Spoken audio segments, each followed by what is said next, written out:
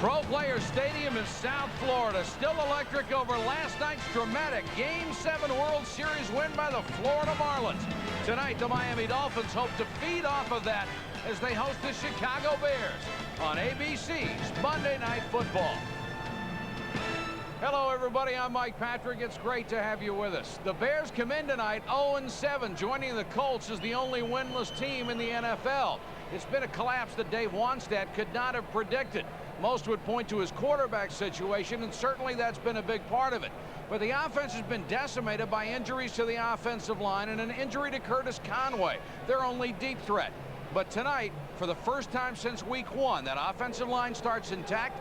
Curtis Conway is back on the field healthy, and Eric Kramer is solidly entrenched at quarterback. All those things should be a big boost for the Chicago offense. Let me bring in my partner, Joe Theismann. And Joe, the Miami Dolphins surprising some people down here, and certainly their offense is no problem. Well, it's not now, Mike. I mean, the Dolphins are 5-2. They're tied for first place in the AFC East. But let's go back about a month ago when there was this talk about Dan Marino being benched or possibly even released. Well, after those ridiculous statements, he's answered with the type of performance that both we and Jimmy Johnson expect. As far as the game goes tonight for the Bears want to crowd the line of scrimmage. They want to put pressure on that Dolphin offense. Now, that's going to create some great opportunities for big plays. The thing is, who would you rather have back there with opportunities to make plays? That kind of challenge is exactly what Dan Marino thrives on. No question about that, Joe. The Bears and the Dolphins, just one of 2 Monday night games tonight. For a look at the other, here's Chris Berman. All right, Michael, thank you. A week early for the three of us, huh? We'll be keeping you updated on Super Bowl 31.5, the Packers and the Patriots all night long. Kickoff from Miami between the Bears and Dolphins in a moment. Dave Wannstedt and Jimmy Johnson, longtime, very close friends, and how disparate are the seasons for these two gentlemen. Wannstedt 0-7, Jimmy Johnson fighting for a title. Todd Sauerbrunn will kick off for the Chicago Bears. Irving Spikes and Jarris McPhail deep to receive. McPhail to the near side, number 32. Spikes is 5th in the AFC in kick returns, averaging over 24.5 yards. And we are underway. And Sauerbrunn crushes one out of the end zone.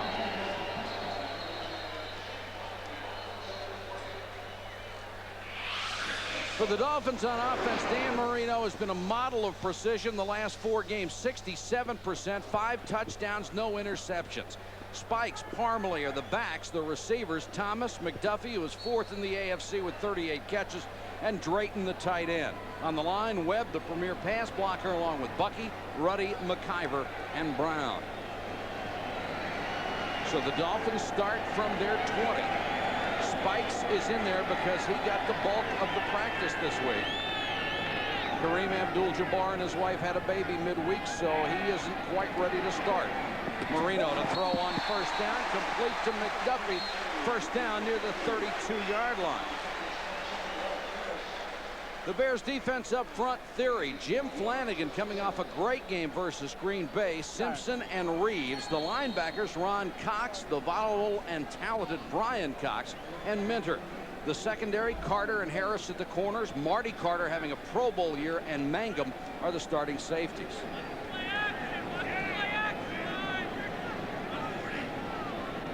McDuffie, the motion man. And whistles blow the play dead as they gave it to Spikes.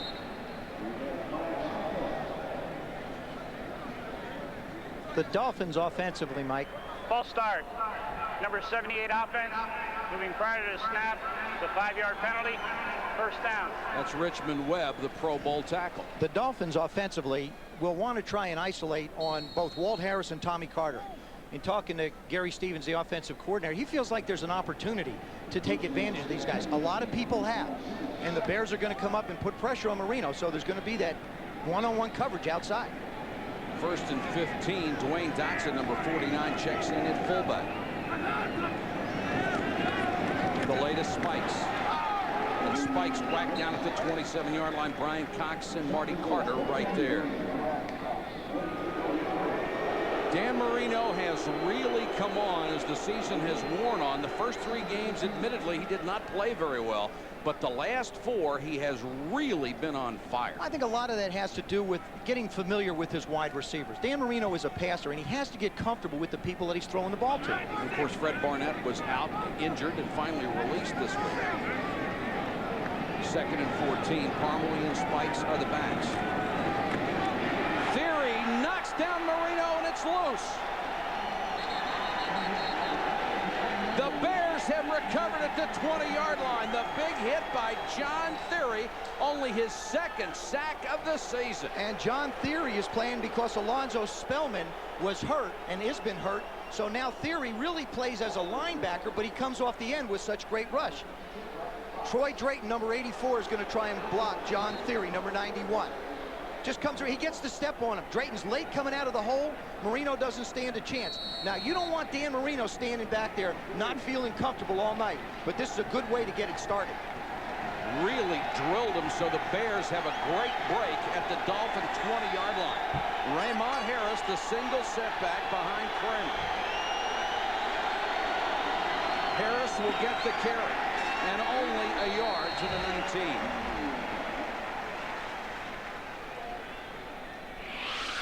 For the Bears offense, Eric Kramer has reclaimed the starting quarterback job as the Rick Meyer experiment is over. The backs are Harris and Carter. Ingram is one receiver. The other, Curtis Conway, a spectacular player in his 2nd game back from injury. Jennings, the tight end. Up front, Heck, Harry, the best run blocker. Villarreal, Berger, and Williams. It will be 2nd and 9 for Chicago. Carter is in as the blocking back. And Kramer to throw. Plenty of time, dumps it over the middle, complete, but only for a gain of about 2 yards. For the Dolphin defense, the line, Armstrong, Bowens, Gardner, and Shane Burton for the injured Jason Taylor. The linebackers, Harris, Thomas, and the rookie sensation Derek Rogers, who leads the team in sacks. The secondary with Buckley and Jackson at the corners. At safety, Wooden, who is first on the team with 2 interceptions, along with Teague. 3rd and 6 from the 16.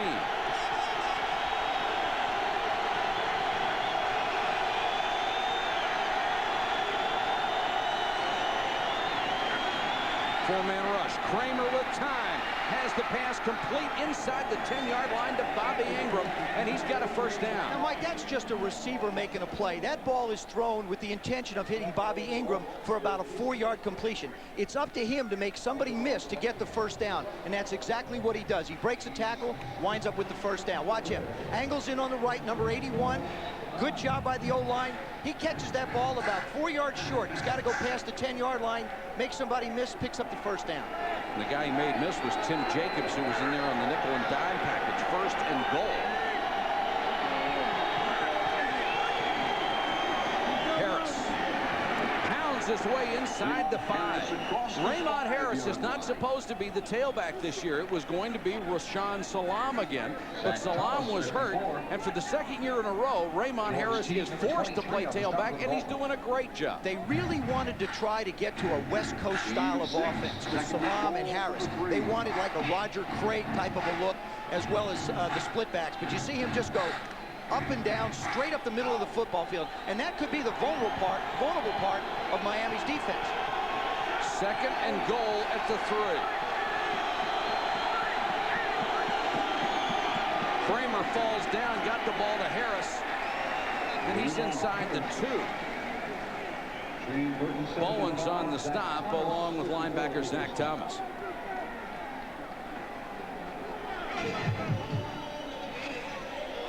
Thomas coming back from an injury. Well, you sense if you're a Dolphin, you want to stop him and hold him to 3. If you're the Bears, this is a great opportunity to blow that defensive line up and get the ball in the end zone, pounding it. And the Bears could certainly use a good start. They've been pretty good at that this year. Right. 3rd and goal inside the 2. Harris to the goal line. No signal. Now it is touchdown Chicago Bears. Raymond Harris does a nice job. Again, he gets hit before he gets in the end zone, but he'll put a spin move in, And remember, if you land on a body, you're not on the ground. You're not down. Watch the spin move right here. He's on a body, and then he bounces in. He's on actually Bowen's leg, and then goes on into the end zone. That is only the 5th turnover the Miami Dolphins have committed this year, and it cost them 6 points. And now 7 as Jaeger gets the conversion. Raymond Harris, number 3 in the conference in rushing, does the job down close, and the Bears lead by a touchdown. Football is brought to you by Ford and your Ford dealer. Have you driven a Ford lately? Bud Light, if you want great taste that won't fill you up and never let you down, make it a Bud Light. Nike and Dr. Pepper and your local Dr. Pepper bottler. Dr. Pepper, this is the taste. Jeff Jaeger will handle this kickoff. We have no word on injury to Sauerbrunn. And they go with the pooch kickoff just across the 45-yard line. Bears say they have it. Nothing from the official yet. This is that scrum that you wind up in. It's just who's stronger at the bottom, who's got the ball. Miami. So Dave Wannstedt pulling out all the stops, and they nearly had it. I think it's a great try here. I mean, you're trying to create something. Watch to the right of your screen. It's just, it's a little punch 9-iron, perfectly hit. But what happens is 82 doesn't even make a play for it. I mean, that's the kind of play that you got to get down there. That's Fabian Bones. He's got to go after the ball. He can't go in leaning. Boy, it looked like he had a great shot at it, too. He did. So Marino, after giving up the fumble in the first possession when he was hit hard, goes back to throw. Incomplete. Carter was right there in coverage on Lamar Thomas. No flag. And Lamar Thomas wants to know why. It just looked like great defense by Tom Carter. Mike, that's what you're going to see all night from the Chicago Bear corners. They're going to be up right in Lamar Thomas's face and O.J. McDuffie's face. They are going to challenge this offense of the Miami Dolphins, both in protection and pass receiving. Carter, when he was with the Redskins, would be spectacular one week and off the next. Harris has been burned this year, but is playing better now. Four-man rush against Marino. Good protection. Rifles to McDuffie. O.J. McDuffie gets a block from Thomas. 10, 5, to the 1. Marino throws a strike, and they're knocking on the door. You got to give the offensive line credit for giving him just enough time to stand in there with confidence. And O.J. McDuffie winds up working the middle of the football field and beats the safety. There you see Marty Carter, number 23. He just gets lost, absolutely lost. Mangrum tries to help out. Again, lousy tackling by the secondary. Now, we saw John Theory before, number 91, make a play. Now Troy Drayton gets that step out, does a good job of protecting him, just giving Dan a chance to get the throw off. Gain of 55 yards, and Marty Carter is hurt for the Bears. We'll check out his condition when we come back. 7-0 Chicago.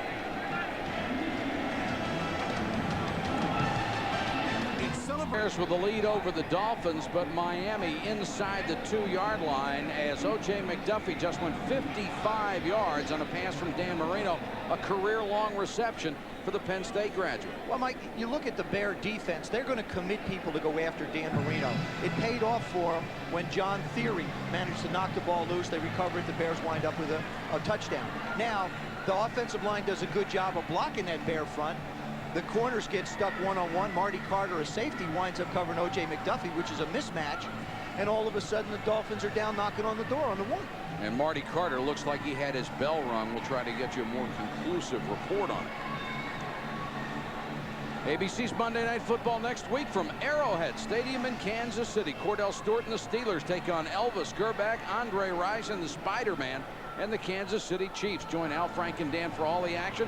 That will start at 9 o'clock Eastern next week. Interesting, Mike. Both of those football teams are continuing to get better and better. Cordell Stewart is growing into the role of the starting quarterback, and Elvis Gerback is bringing along that offense with him and getting better and better. And Marcus Allen just continues to be Unbelievable. If there is a guy, amazing, there's two guys I can think of they ought to waive the 5-year rule for the Hall of Fame. Marcus Allen is one, Dan Marino is the other. Just put him in right now. Well, they ought to put Marino in right now.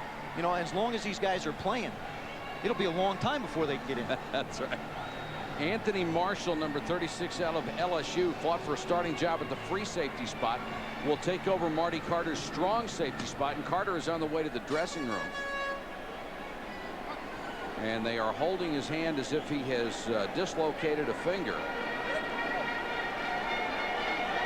And the way he's grimacing, they hurt exactly what it could be. You know, you figure it's a finger. No, it's a part of your body, and it hurts. And all the trainer usually tries to do is pop it back in place if there's not a break in it. First and goal, Dolphins. Spikes the deep man behind Perry, who's in as a blocking back, and Spikes touchdown, but there's a flag down right in the middle of the pile. Usually when that flag comes in, it's some type of holding. And if you hold at the 2-yard line, it's a cardinal sin on a running play. Holding. Number 61 offense. It's a 10-yard penalty. First down.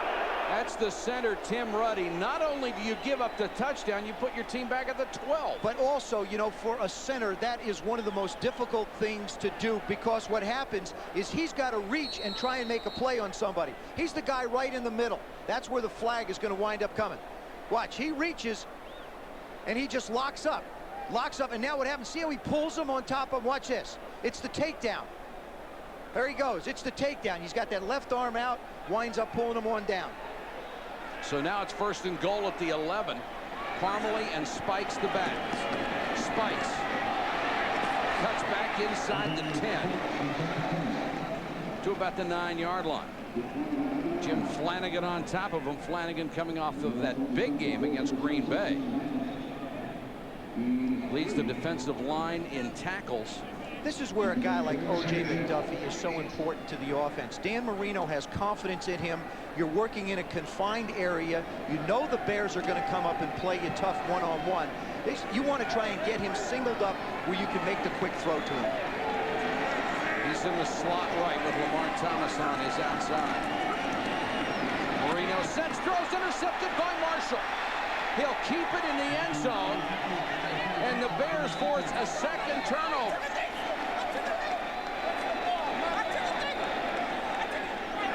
And Lamar Thomas with a hit on Marshall, who was kneeling in the end zone. Marino misfires, and the Bears have taken it away from the Dolphins twice in the first quarter.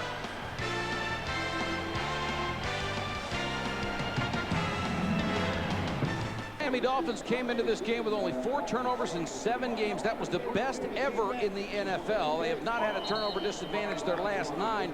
They've gone 7-2, but they have 2 tonight. And first interception for Dan Marino in a club record 156 attempts. Now go back to the holding call at the 1-yard line, and how big was that? The Bears go back to work on offense, and they'll pick up a few on the short pass to Curtis Conway. Mike, even the great ones get fooled, as Dan Marino is. What happens is you're going to see right on this play, the safety, John Mangum, number 26, is going to release inside. He's going with O.J. McDuffie. Now what happens is Mangum's over here, Marshall's over here. They actually had McDuffie bracketed, but what happens when he went inside, Marshall just stopped, and that's exactly what happens, the interception. They baited Dan Marino. 2nd and 5 for the Bears. Kramer with good protection. Throws down the sideline, intended for the fullback Tony Carter, but thrown out of bounds. You still got to believe with Curtis Conway back in the lineup for the Bears on offense, they have to put him down the field. It's the one thing they've lacked the first 5 games, 6 games when he wasn't in, is any kind of a deep threat. Sooner or later, they're going to have to go down the field to stretch that Dolphin defense. Their passing game really tied to Conway. The last 2 years, back-to-back 1,000-yard seasons. No Chicago Bear receiver had ever done that before. 3rd and 5. Chris Penn is in as the 3rd wide receiver. He had a big game a week ago. Kramer with time, throws. Wetnight, the tight end, with a first down to the 43-yard line. Eric Kramer seems very comfortable standing in the pocket. He is. He's got his offensive line finally back intact. Todd Perry's back. And for that reason, you wind up having a guy who's willing to stand there and hang. He goes back, he sets Wet Knight, releases out to the right, runs that little angle in. Good protection. Has a chance to just flick it. All you need to do on short routes is throw it like it's a dart.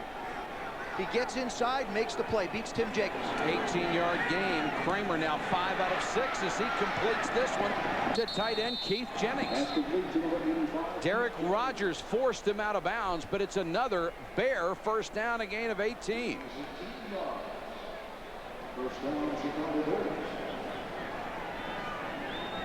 This is the way Kramer played 2 years ago when he set virtually every Chicago Bear record, then hurt last year in what was a serious career-threatening injury, hence the trade for Rick Mirer.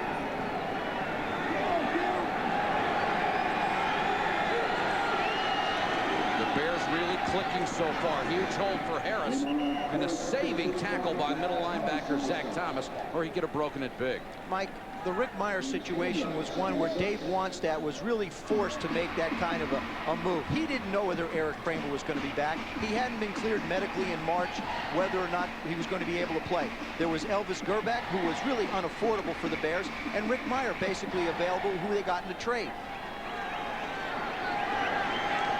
Mirer has been now designated as the third quarterback for this club, behind Steve Stenstrom. Harris going outside behind Carter. Flag is down. Really hustling up from the secondary was strong safety Sean Wooden to make the tackle. Now we'll check the penalty and the call from referee Tom White.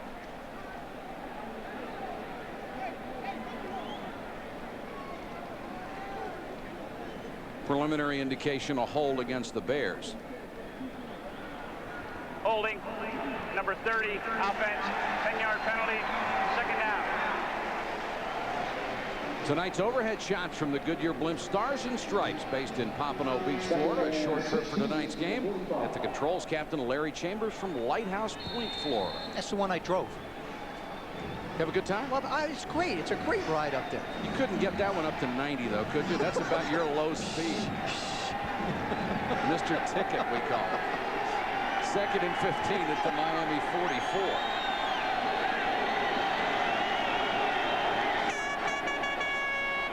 Kramer, 3-step drop.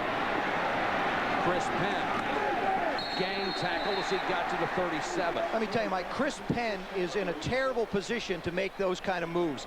That's the baseball infield. And when I was talking to the players before the game, as they ran around on it, there is very little give, if any, on that dirt.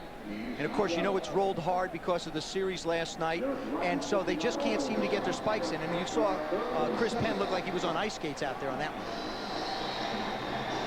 Kramer facing a 3rd and 7. It's been all Bears so far, and Kramer has missed only one pass in the first quarter.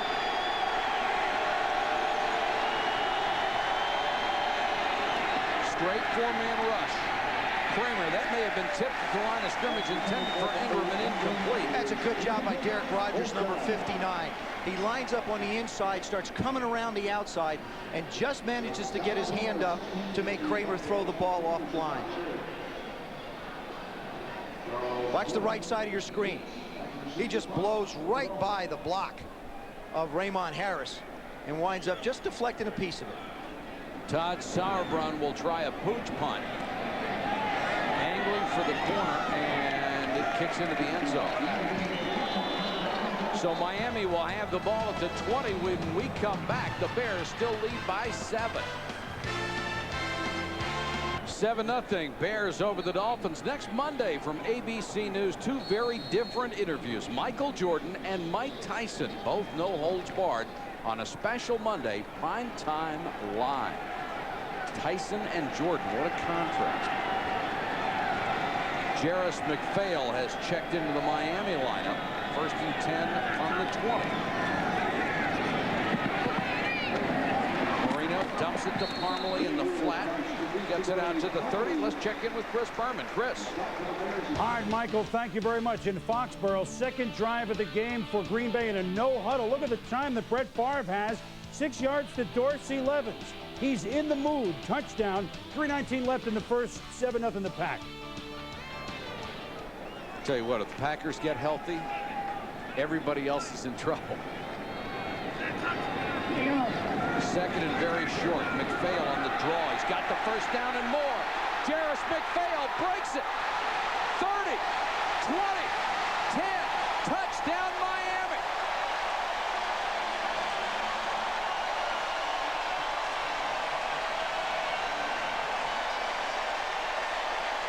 "71 yards for Jarris McPhail, who had gained 26 yards rushing this season before that run."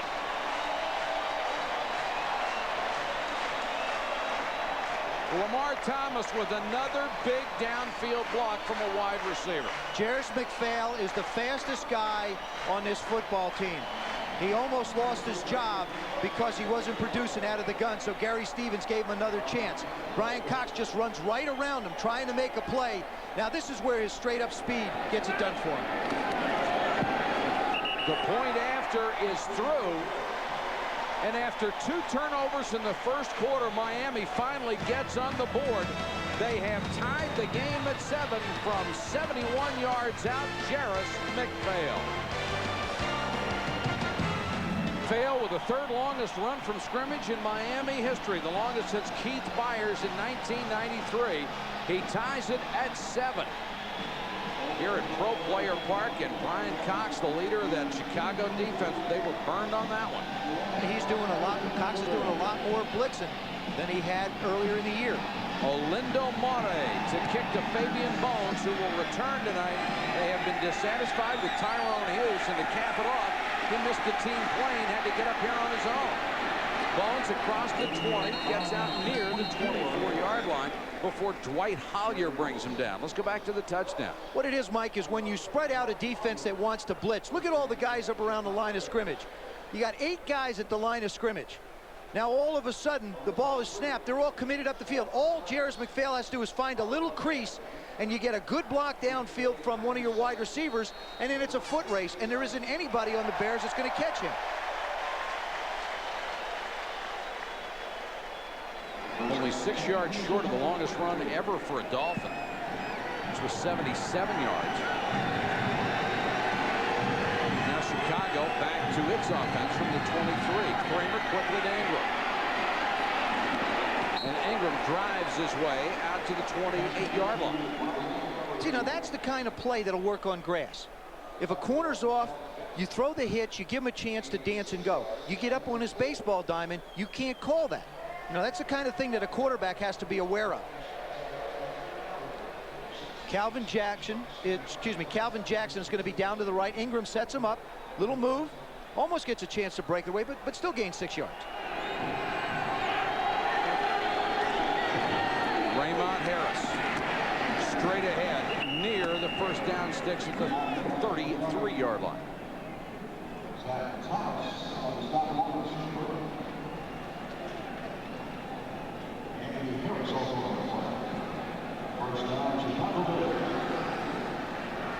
Already. Mike, this is where the Bears have really got to settle on into running the football. They've been throwing it a little bit. They've been moving it around. Now they have to take advantage of the size of that offensive line and the experience of them coming back. This is a running football team. That's where they have to hang their hat right now and start pounding. The official wants to reset the play clock. The game clock has 2:40 to go in the quarter. 2 tight end formation right now for the Bears. Harris the single setback. And he'll go in motion. Kramer with the short set, throws to Conway. Conway across midfield, another Bears first down. And Joe, the Bears offense has just moved up and down the field. They have, but you got to be careful. You don't want to get into a throwing contest with Dan Marino. I think they should start pounding it, but when you go naked, that means you take the guy out of the backfield. You can usually look for one of the slot guys to try and hit the middle. Conway's inside. He's going to go inside Derek Rogers. He's not going to be able to stop him. He comes inside. Now you get him isolated. If you get the right defense, he does the same thing Jarris McPhail did. Take it right up the hash mark for a touchdown.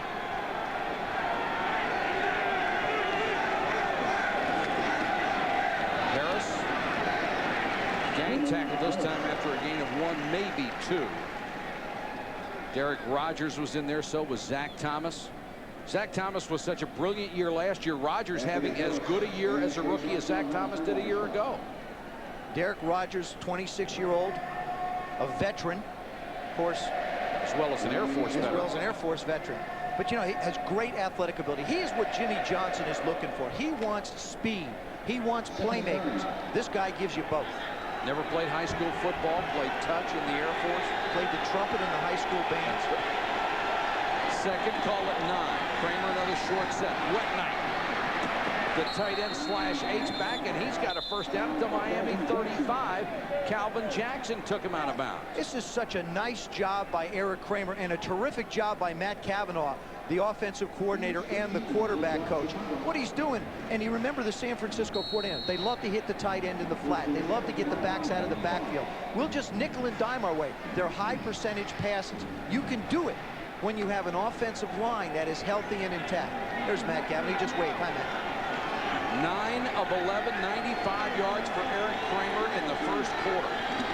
He has been Dan Marino-like. Raymond Harris pushing the pile inside the 30 to about the 28. And this is what the Bears have really become good at. It is, but let me tell you now, from a coordinator standpoint, Matt Cavanaugh is sitting up there, and Dave Wanstead is watching this. The baseball diamond is to the right offensive side of the football. What I'm going to do, if I want to run the football on 2nd down and 3, I'm going to run it to the left side of the line because that's where the grass is, and my lineman can get some traction to knock the Dolphins off the ball. If I'm going to run, that's the side I want to go to. 2nd and 4. Kramer throws to that side. Ingram, first down. Well, they did it. They just threw it instead of ran it. Well, what they want to do is they're going to make the Dolphins defense come up and play them. They want to get them committed closer to the line of scrimmage so they can run some play action, maybe go down the field. Only 3 seconds to go in the quarter. Another first down for Eric Kramer and the Bears offense.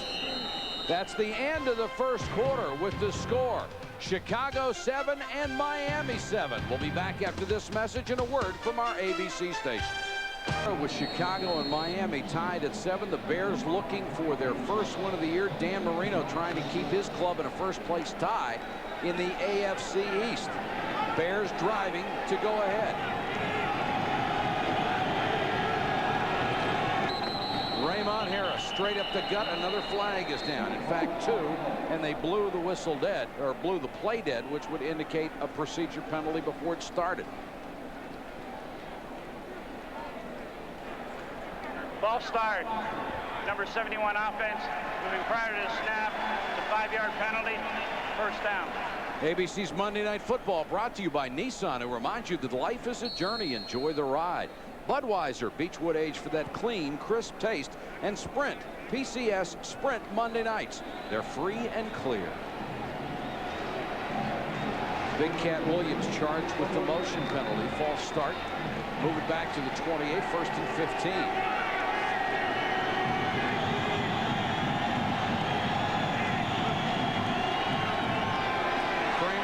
Pressure throws. Zach Thomas nearly had the pick at the 19-yard line. Zach Thomas does such a wonderful job of reading and going where he's supposed to be. There he tries to make the one-handed catch, but just managed to knock it down. He's going to move to your left real quick. He knows where he's going. He reads his key. He looks at Kramer. He sees. Then he just can't quite get up to it enough. Little extension. Can't quite bring it down. Derek Rodgers was applying the pressure on Kramer. 2nd and 15. 9th play of this drive coming. Harris. Nice hole up the middle, and he drags Anthony Harris, number 51, with him. Raymond Harris is a big, strong kid. 6 feet, 225, 3rd in the NFC rushing coming into the weekend. And I think he's one of those backs, Mike, that the more you give him the football, the more work he gets, the more productive he becomes. You start to see guys not want to take him on head-on. They start grabbing an arm and grabbing a shoulder. And before you know it, those 4-yard gains in the first quarter now become 15-yard gains. Zach Thomas comes to the sideline on 3rd and 8. 4 wide receivers.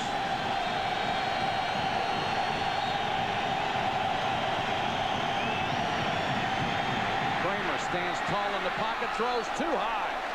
Looked like he tried to aim that ball too high for Chris Penn and very close to a pick.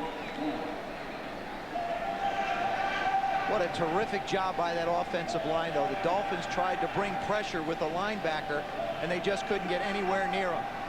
Up top of your screen, Raymond Harris doing a good job of blocking. Big Cat Williams building it. Winds up overthrowing Chris Penn. This will be a 39-yard field goal attempt for Jeff Jager, who has not missed this year after hitting more than 86% last year. And he's 7 for 7 on the season as the Bears regain the lead over the Dolphins. 14 minutes to go, first half. Both Dave Wannstedt and Jimmy Johnson had to adjust on the fly this week. They expected to play on Sunday, but because the World Series went to a 7th game, here they are on Monday night. We'll get more into that in a moment as the Bears are ready to kick off. Sauerbrunn back in there to handle the kicking duties. McPhail and Spikes are deep. Line drive 5 yards deep into the end zone. McPhail will keep it there. Now, how tough is it for coaches and players to take that 24-hour delay? Players and coaches are both creatures of habit. So what they want to do is they want to stay on a regular schedule. Obviously, this one didn't work out that way. What Dave Wannstedt did is he felt like it was another day for his guys to get used to the weather down here. So he looked at it as a positive. For Jimmy Johnson, he felt that with the Buffalo game on down here, the guys were a little bit distracted with the World Series. They lost a little bit of focus. As a matter of fact, a lot of the conversation for the Dolphins was on other things than the Bears. And I think it's been reflected tonight in the way that each team has played. The Dolphins are not near as sharp as they have been. Miami takes over at the 20. 1st and 10, down by a field goal. Marino in the shotgun. Bears show blitz, and here they come. Great job of protection, and then it's tipped at the line. You know, that's just a great move by defensive linemen. What you do is you go as far as you can go. And if you get about 2 feet away from Dan Marino, he's not 10 feet tall. So he's going to have to throw the ball down the field. And if he wants to throw it short, you should be able to see his release and get your hands up. And that's exactly what happened. Got to have a statue 10 feet tall around here somewhere. They will if they win that.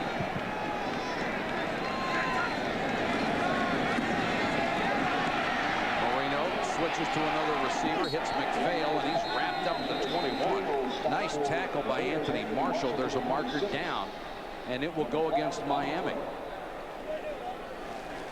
Marshall, a very athletic safety. He will make big plays for you. That Bear defensive line, they're just throwing it right up in Dan's face. They're making that offensive line work hard. Here's Tom White.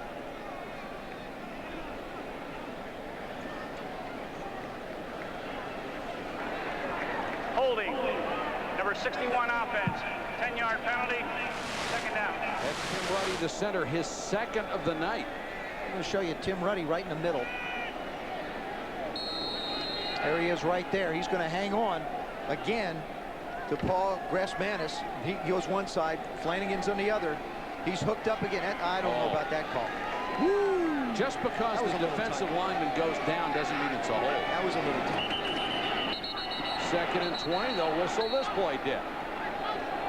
This is going to be a procedure call again. Now, that's what happens when Marino gets into the shotgun. It gets a little harder to hear. False start. Number 77 offense. It's a 5-yard penalty. Moving prior to the snap. 2nd down. That's Jeff Bucky, the left guard. So the 2 interior guys have been called on 2 consecutive penalties. And the guards, Bucky and McIver, both got game balls last week because they ran the ball so well. And Bucky is filling in for Keith Sims. And Sims may not get his job back. They're very high on Jimmy's going to take it away if they keep doing this. That's right. There'll be a battle again. 2nd and 25. Marino from his own end zone. Under pressure, lost the ball. It's out of the end zone. That'll be a safety. Theory got there for his 2nd sack and his 2nd forced fumble of the night. Mike, what I saw there was 4 Chicago Bears around Dan Marino with his offensive line nowhere to be seen.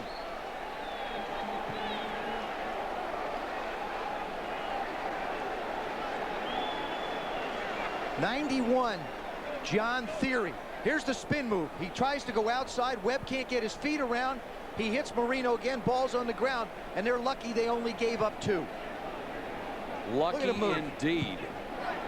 He's so powerful, he's so strong. They've had to get him into the lineup because they lost Alonzo Spellman. Now this is a very light, quick defensive front four, and he's the quickest of the bunch. Theory had 1 sack this year until tonight. He's had 2 in the first half tonight. Former college linebacker with great speed. He ran a 4.5 when he was a linebacker. Remember now, the Dolphins have been noted as an offensive pass blocking line, not necessarily a running line. So they're really attacking Richmond Webb and that offensive line at their own strength. But all of it is because of penalties. Absolutely. I was just going to say that this penalty put them back to the 5-yard line, set up the fact that Marino had to throw from the end zone. The other holding penalty on Ruddy nullified a touchdown and pushed him back from the 2 to the 12.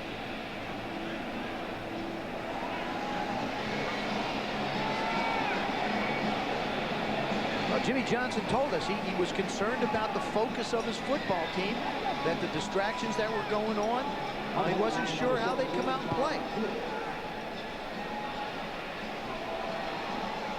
Bobby Ingram and Tyrone Hughes wait back at the 25 for John Kidd's free kick. It's 12-7 Chicago. A high floater. Ingram just inside the 20. To the 35, to the 39. Dwight Hollier with the tackle. Tomorrow night on ABC, Soul Man and the hit comedy Over the Top, plus new episodes of Home Improvement, Hiller and Diller, and NYPD Blue. Then Wednesday night on ABC, Spin City, Dharma and Greg, the Drew Carey Show, plus a brand new Ellen. Then Sam Donaldson and Diane Sawyer host Primetime Live. Good, say that again. No. I didn't say it the first time. Boy, John Theory has had himself a night. He's just coming off the ball. Brian Cox is also doing a lot of blitzing.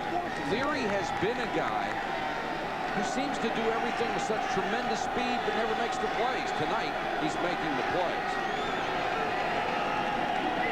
Raymond Harris as we go back to the ground, and Harris grinds it out across the 43-yard line. Tim Bowens, the big defensive tackle at 3:15, is in on the stop. And really, Tim Bowens and Daryl Gardner, the 2 inside tackles for the Miami Dolphins, have to hold up because they have to protect Zach Thomas and allow Derek Rogers to run and make plays. That's the philosophy that Jimmy Johnson used both here and in Dallas. Kramer faces a 2nd and 7.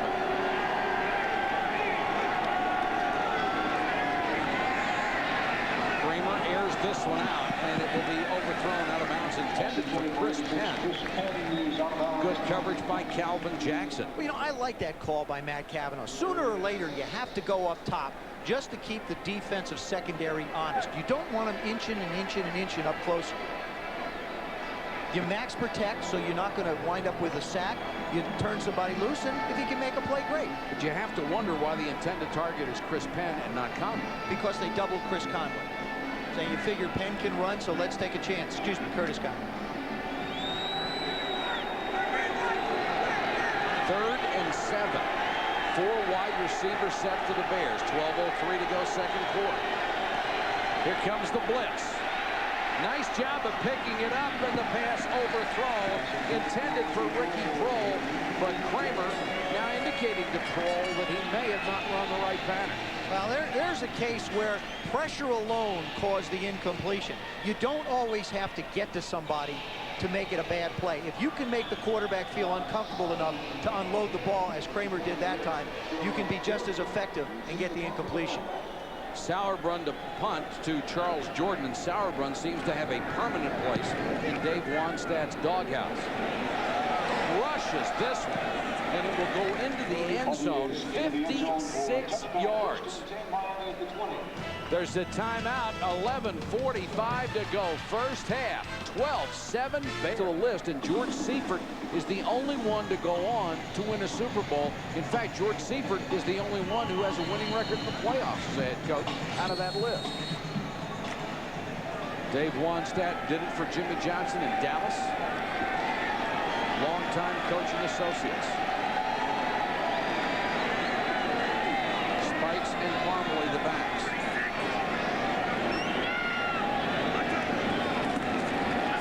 Here comes the blitz. The ball's tipped, and it drops harmlessly behind Marino. Brian Cox is creating all kinds of problems up front for that Dolphin offensive line. He starts in over the center, then he moves outside the tackle, and they're just not sure how to pick up and block people. Watch this. Here he is to the right of Dan. Now he comes hard inside, and he winds up just getting in the way. I mean, it's MacGyver wasn't quite sure whether he was going outside or inside. And his timing was terrific. He got to the line of scrimmage just when the ball was snapped, so you can't prepare for it. 2nd and 10.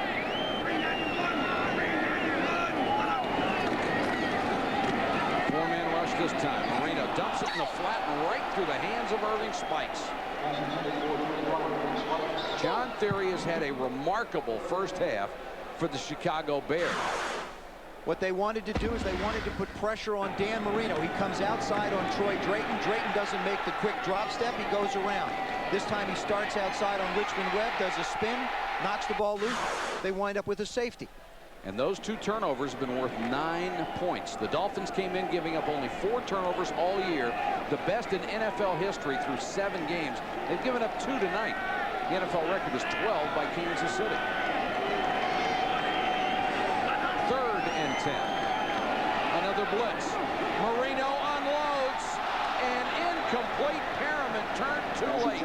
The newest Dolphin receiver, and Marino had the right play call and got the defender to slip. But remember, I said this before, you don't always have to knock somebody down. We saw Kramer rush last time. Theory again, number 91. This time he comes right up the gut. Dan just lets it fly. Actually, this is a heck of a throw. He's hoping for a jump ball downfield with Brett Perriman. Winds up being incomplete, though. Marino has missed his last 4. He's only 3 out of 9 for 75 yards and has an interception. Ingram waits back at his own 35 for John Kidd's punt. Not a good one. Ingram on the bounce at the 33. And forced out of bounds near the 38-yard line by O.J. Brigance, a backup linebacker. 47-yard punt with the bounce, a 5-yard return, still 12-7. Chicago leading Miami 12-7, 11:16 to go. Second quarter, our overhead shots courtesy of the Goodyear Blimp Stars and Stripes.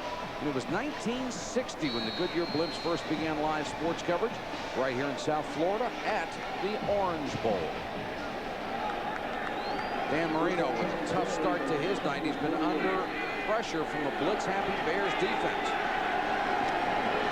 Raymond Harris wrapped up in the backfield. Tim Bowens.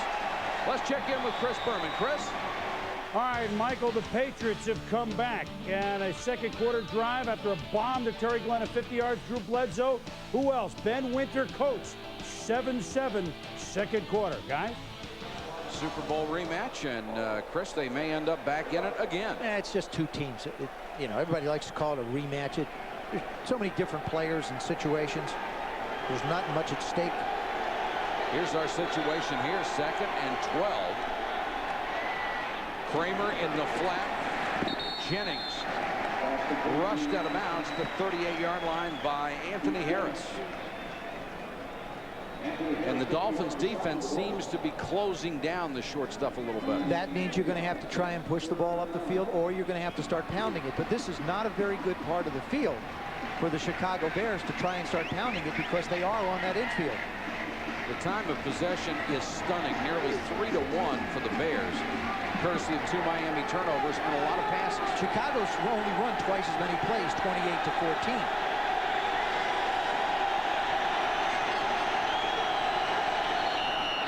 Movement up front. Oh, that's Looked like Shane Burton 75 came across. Let's see if he was drawn. That is such a great job by Eric Kramer. Encroachment, number 75 defense. That's a 5-yard penalty. Still 3rd down. That's when you help your football team, by playing quarterback with your head. Going on the long count. You want to pick up 5 yards. You want to make it a convertible 3rd down. He goes a hard count. You got a veteran offensive line. See Burton jump off sides. Now he's got a 3rd down and 4 instead of a 3rd down and 10. Kramer's hit 6 different receivers so far in this game. This time they'll give it to Raymond Harris. And Harris pounds his way forward. 1st down in Miami territory at the 47. That's the same formation that they hit Bobby Ingram on. Remember, on the angle in before they scored the touchdown. This time they ran away from the 3 wide receivers and picked up the 1st down. Jimmy Johnson's got to be worried about his ball club, as Raymond Harris has gained 45 yards on 12 carries here in the first half. Jimmy is prowling the sideline. Yes, he is.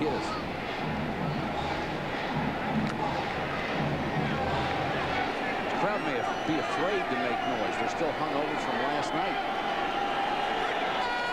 1st and 10 for the Bears. Kramer dumps it short to Conway.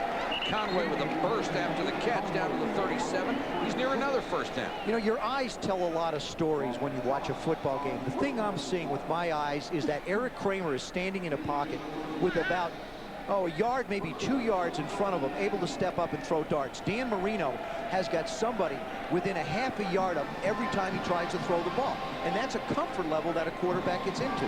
Eric is in one, Dan is not. It is another first down. Mike Patrick, Joe Theismann, our entire ABC crew with you from South Florida as the Bears lead by 5, and they're driving again. Harris about 5. One of the big losses the Dolphins have sustained in a terrible season of injuries is that young man, Jason Taylor, their best pass rusher, the rookie out of Akron. Jimmy Johnson said in preseason this kid has a chance to be something very special. Remember when we did the game here, Mike? I thought not only could he be special, I thought he was on his way to being Rookie of the Year and probably battling out Derek Rogers for it. Now he's going to be out for at least 2 or 3 more weeks with that plate in his forearm. Hopes to be back for the Buffalo game on the 17th. 2nd and 5 at the 32. The Dolphins are going to blitz. Flag is down. They'll whistle the play dead. This one's going to go against the Bears. Got a little bit edgy when the action started close to the line. False start. Number 80, offense, moving prior to the snap. It's a 5-yard penalty. 2nd down. And that's a guy who didn't have to move because of the blitz. See, I think that is absolutely unforgivable. Curtis Conway comes in motion. Now he starts to turn upfield. I mean, you know, if you're a wide receiver and you jump offside if you're standing still or you're going in motion, those are mistakes you can't afford to make. You can't penalize your team 5 yards as a wide receiver. Back to 2nd and 10. Harris cuts outside. Gaping hole on the left side as they really sealed it off. And Harris gets about 9. What a job by Andy Heck, the left tackle, and Todd Perry, the left guard. That whole left side just collapsed. There was nobody home. Absolutely no one. Todd Berger, number 63, also is going to come around. There they are. They're coming in your living room. There's Berger. You don't want him to come in for dinner either, I'll tell you. Harris turns up the field. That's a nice little, you know, he's not a real shake and bake guy. He'll give you one little move, but then it's north and south. Berger had to look for somebody to hit. Wasn't anybody left standing on the outside. 3rd and a yard. Kramer on a little half roll. Floats for Conway. Jackson out of bounds. Intercepted it, but he came down on the sideline. Nice play by Jackson. Bad call by Matt Cavanaugh, though. Bad call. Especially with the success they'd had running the ball. You're 0-7. You got them on the ropes. You're pounding them and pounding them. Now you come and sprint out and you try something up and down the field. This is a good call by the official, too. Watch his feet. Okay, there he is. He lands out of bounds. Watch this. Slides, lands. Knee hits the ground, out of bounds. Ball comes down. Good call. They'll go for it on 4th and a yard. Quarterback keeper.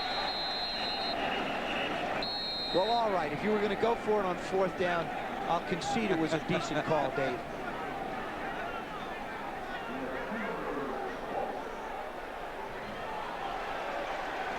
We haven't seen an indication yet. Yeah, we've seen them from the Dolphins say they didn't make it. The Bears say they did make it. Tom White, excuse me. The ref's going to take a hard look at it. Now, the marker on the far side would indicate that they have the first down, but that's not official. The near side marker is the official one, and they're bringing it out now.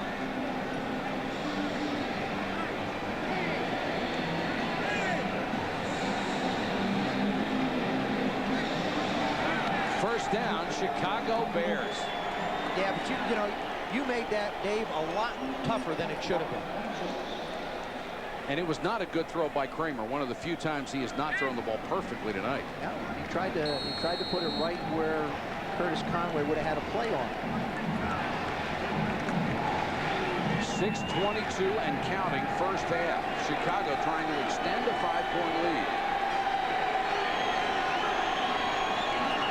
More jumping up front. Raymond Harris is buried. Flags down everywhere.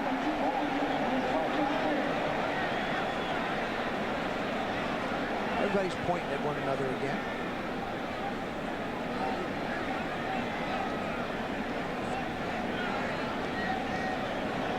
There is no play.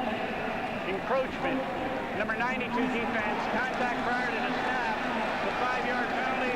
First down. Daryl Gardner, the guilty party. And Eric Kramer's doing a good job. You can sense the Dolphins want to try and get some pressure from some linebackers. And what he's doing is he's just staggering the count just enough. You can do it with a veteran offensive line. And as you stated in the open, Mike, this is the first time that this group's been back together, but they played enough. 6 penalties on the Dolphins tonight. They've hurt them severely. 1st and 5. Raymond Harris. Berger went outside. Harris goes inside. He's got another first down at the 15-yard line. Raymond Harris just pounding the ball tonight. Came in 3rd in the NFC in rushing, averaging 4.3 yards a carry. Had 6 touchdowns on the ground. That was number 1 in the NFC. And in the first half so far, 66 yards on 15 tries. He gets a well-earned breather. When you run the football on somebody, you break their spirit. And that's what the Bears are doing to the Dolphins. They're just breaking their spirit down. We've got a timeout with 5:27 to go in the half. Chicago on top, 12-7 over Miami. The games in your area, and call your cable operator for information on games available on pay-per-view. 1st and 10, Bears. Kramer, play fake, goes to Wetnight in the flat. Wetnight down to the 8-yard line. Anthony Harris makes the tackle. An update on Marty Carter, the safety for the Bears, dislocated finger. He is out for the game, and he is their premier defensive player, playing at a Pro Bowl level. When you get down around the goal line, actually anywhere on the field, but down around the goal line, when you've been running the ball successfully as the Bears have, the play action causes that linebacker just to hesitate for a second, and you can get a fullback or a tight end in the flat quickly. Raymond Harris back in. Cole and Ingram, the wide receivers. Harris buried as he got to the 6. I got to believe for the Chicago Bears, Mike, they're in 4-down territory. And they're gonna want to try and pick this first down up if they don't get it here on 3rd. Remember, Dave Wannstedt gambled on a 2-point conversion against Green Bay, so he is willing to take the chances in this area. And you know, I know this team is 0-7, but it is a much better football team than the record reflects. I know it sounds like I'm placating a little, but they play a lot harder. And they sure look like a much better team tonight. 12th play of this drive coming. 3rd and short. Harris lowers his head. He had to get inside the 5, and he didn't get anywhere near it. Tim Bowens led the charge. We talked about those tackles having to stand up and be accounted for. Here's a case where the both inside guys, Gerald Gardner and Tim Bowens. Gardner number 92, Bowens 95. They stand up the guards. There's nowhere to run. And Raymond goes down. This will bring on the field goal team, and Jaeger will try a chip shot effort. 23 yards. He's already 1 for 1 tonight. Perfect at 2 for 2, and the Bears extend their lead to 15-7.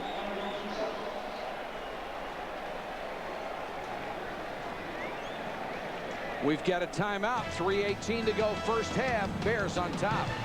Outside of Miami and Fort Lauderdale. The home of the world champion, Florida Marlins. And Eric Kramer has had a superb first half.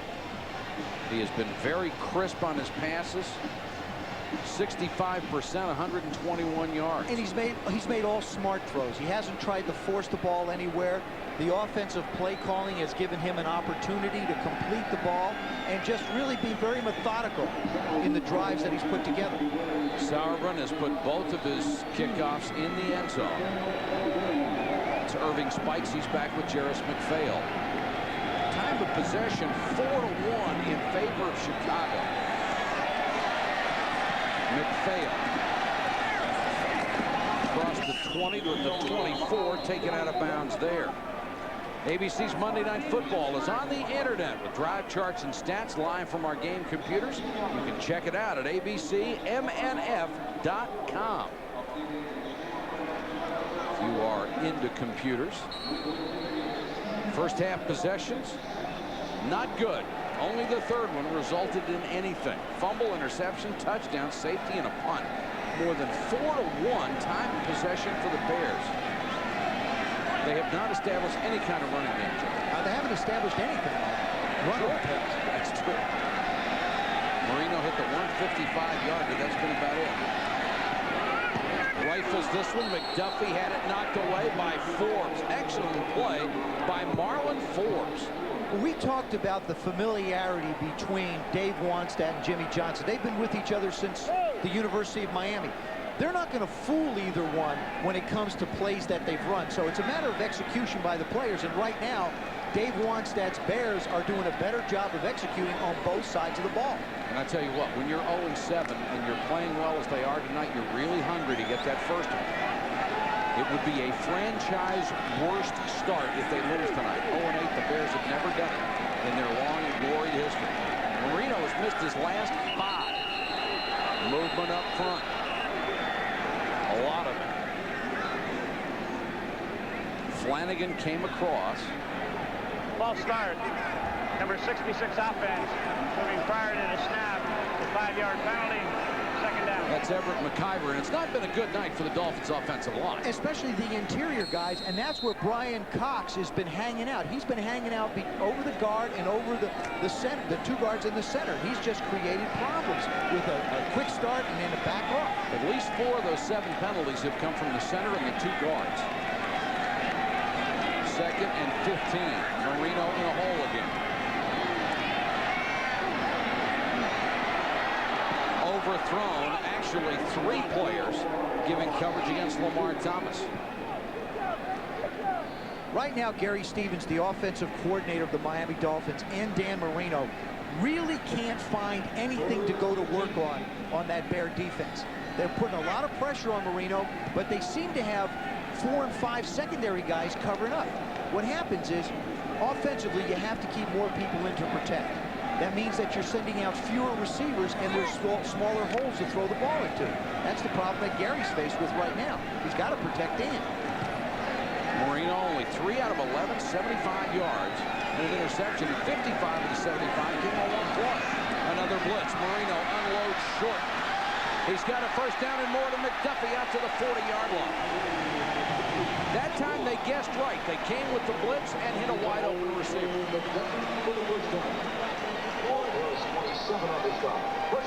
This has been Dan's go-to guy, O.J. McDuffie. Just a quick shot out in the flat. This is where you got to break down and make a tackle. Boy, nice quick move after he made the catch, too. Marino dancing in the pocket, dumps it to McPhail. McPhail turns the corner, brought down by a neck tackle from Forbes, a saving stop at the 49-yard line. Forbes, a second-year man out of Penn State, undrafted free agent who signed with the Bears, and getting a lot of time tonight.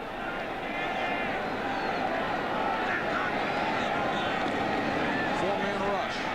Marino throws complete, first down. O.J. McDuffie at the Bears' 44. We have reached the 2-minute warning with 1 minute and 50. Night Football with an 8-point lead over the Miami Dolphins. 1:57 to go, first half of play. It has not been a good half for Dan Marino. Only 6 out of 14. He has hit his last 3, however. And McDuffie on the night has caught 4 passes for 94. John Theory with a huge first half. 2 sacks, both of which resulted in fumbles. Set up a touchdown and caused the safety.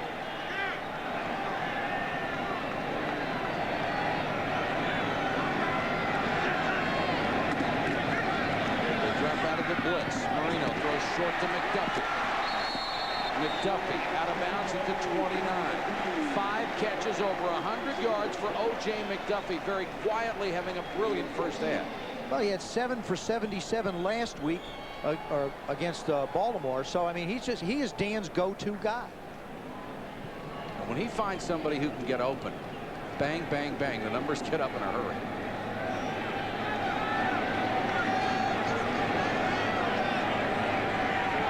Marino from the 29. Four-man rush. Incomplete. Forbes nearly got a hand on it. Let's check in with Chris Berman. All right, Michael, thank you. Late first half fireworks by Green Bay in New England. 32-yard line. Look at this laser that Brett Favre fires to Mark Chmura. Chewy Baca, the touchdown. It's now 14-10, the Pack with seconds left. Mike? Outstanding ball game. One of 2 Monday night games coming your way. Favre, you're right, Boomer, it was a laser. And the guy who invented the laser has the football right now. Both teams with 2 timeouts left in the half, 1:45 to go. Full wide receiver set. Perriman is in there. Marino looking his way and throws behind Perriman at the 19-yard line. Now there's the difference between throwing to an O.J. McDuffie, who you've been working with for a couple of years, and a Brett Perriman who's brand new to what Dan Marino likes to do. Only 3 practices for Perriman. When they signed him, this is typical of the Dolphins' injury season. They signed him from Kansas City when he's waived, and the first thing he does in Miami is have a scope on his knee. Perfect timing. Okay. Even the fish had an operation. 3rd and 10. Bad fin.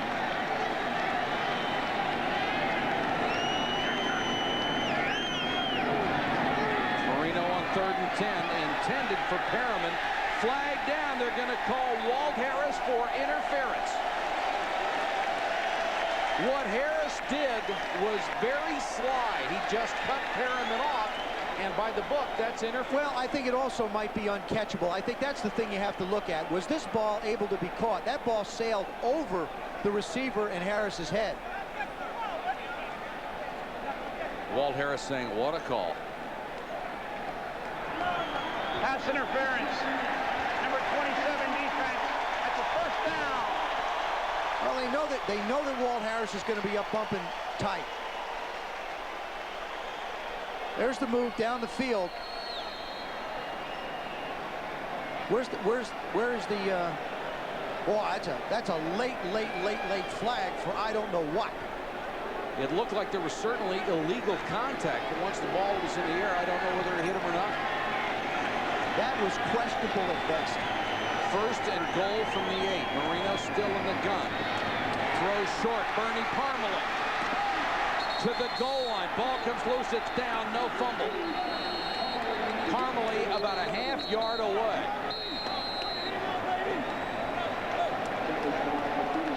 What a great job, though, by Anthony Marshall to keep him out of the end zone. Sometimes you don't know what play is going to make a difference. Maybe it's a ½ yard, but he does a terrific job of keeping Parmalee out. Watch this effort. He's one-on-one. He's got him. Does a good job. Kareem Abdul-Jabbar will check in at running back. 2nd and goal. Parmalee has really helped since he became the starting fullback. Jabbar. He'll lose 2, and another flag is down. Right in the area where it's normally holding, and Everett McIver was the guy standing there. Holy cow, another holding penalty on the interior of the Dolphins line. But, Mike, I want to go back to the play before that. Anthony Marshall does a terrific job of keeping Bernie Parmalee out of the end zone. Did a terrific job. Now, all of a sudden, you got him backed up. You never know when that one little extra bit of effort can make a difference. Sure, it's only 6 inches, but it creates a situation now for Miami.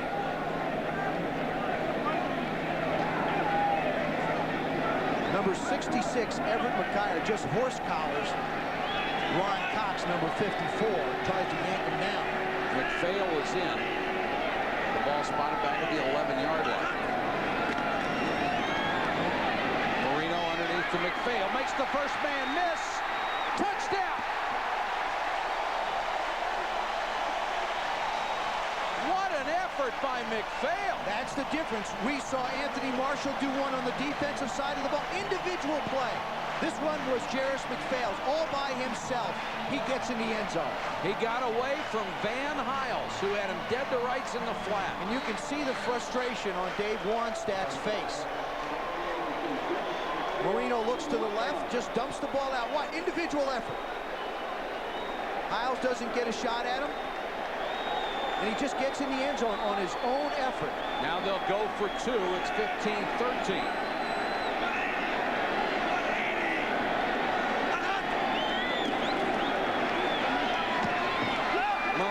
Throws, it's intercepted in the end zone by Barry Minter on the tip, and the conversion is no good. Good job by Walt Harris, staying right with the receiver. 10-yard touchdown play. Dan Marino with his 376th touchdown pass of his career, #1 all time. Seconds to go in the first half of play. Miami has closed to within 2 points of Chicago here at Pro Player Stadium. The Bears have totally dominated the first half, and yet right now they lead by only 2. Brian Cox trying to fire up the defensive unit. So is Anthony Marshall, who made that great play to initially prevent the touchdown. Cox, they know what kind of emotion he displays on the sideline here in Miami. I'll tell you one thing. He and his teammates have put one heck of an effort forward so far in this first half. Marino, nice drive. 6 out of 10, 68 yards in the score. Helped by the interference call.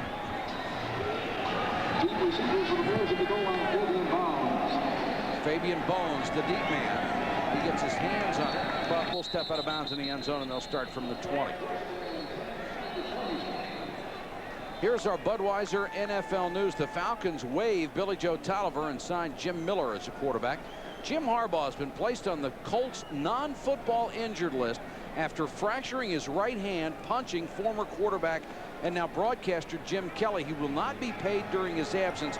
He'll lose over $170,000 a game. And Alex Van Pelt, off that great performance this past weekend, has gotten the starting job for the Buffalo Bills. Kelly and Harbaugh went after each other in a production meeting before a game this weekend. We never have those kind of production meetings. Ours are very nice and quiet. Because we don't say things like that necessarily about people. Draw play. Raymond Harris looking for a block. Gets it to the 29. He will not get any money from the Indianapolis Colts until he is ready to perform his normal quarterback duties, and there has been no timeline set for that. That whole situation between Jim and Jim is just ridiculous. I mean, it's you know, it tears down the entire game of football.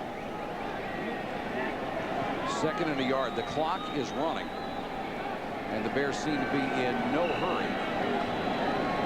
Kramer directing traffic,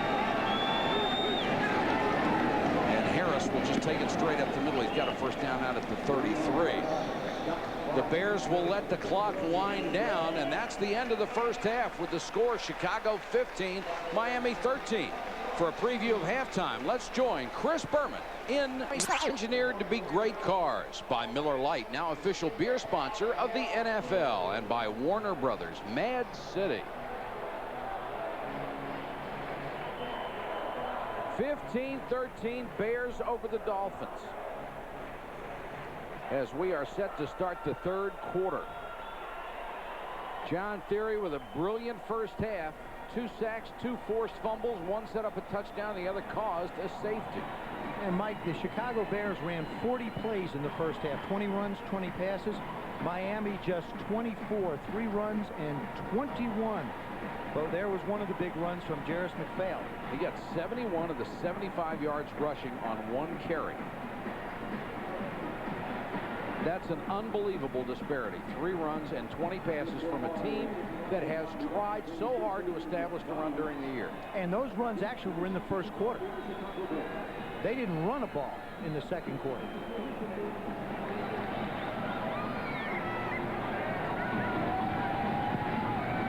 Chicago Chicago will get the ball to start the second half, and this one kicks into the end zone. And the Bears will start from the 20.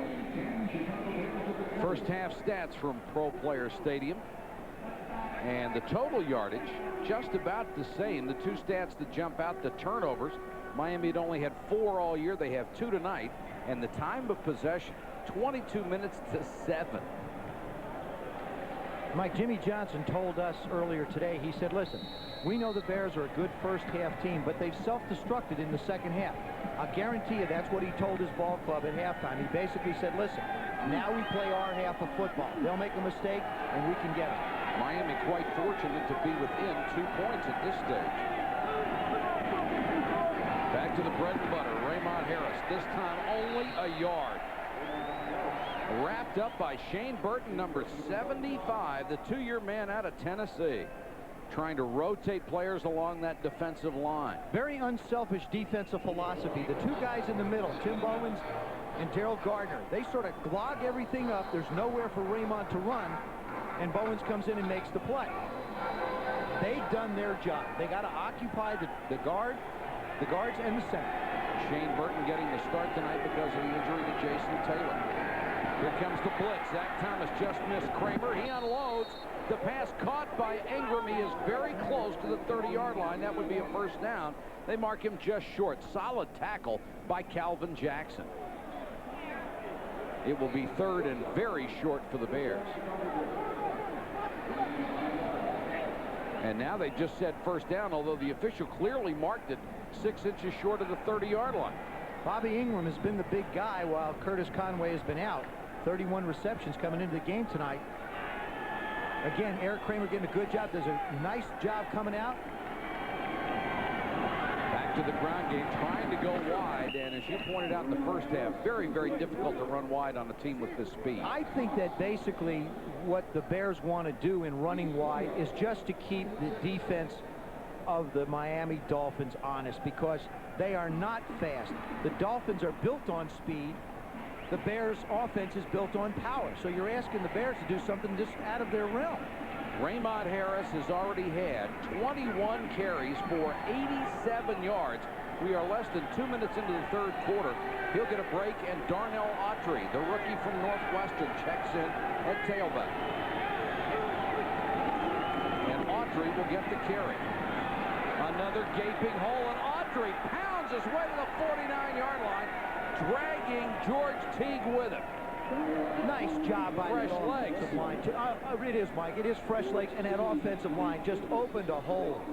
Number 75, Todd Perry, is the guy where they run over right here.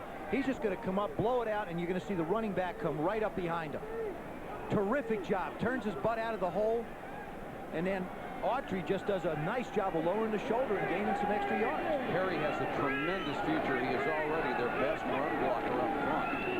Autry again, another gaping hole. And Autry gets 9 more before Hollier makes the tackle at the 42-yard line. Same spot. They are just chewing them up. Andy Heck, the left tackle, Todd Perry, the left guard. They just went one-on-one and opened a crease. Raymond standing there saying, well, hey, let me go get some of this. I'm feeling better. So far. I'm feeling better, Coach. Second and a yard. Autry, good tough run there as he shook off Tim Bowens. Zach Thomas makes the stop, but not until he has another first down. That ought to give you an idea how powerful Darnell Autry runs. Yes, sir. That time Bowen hits him up high, and he just sort of bounces off of him to pick up the first down. And Bowens is 315 before he goes to the buffet line.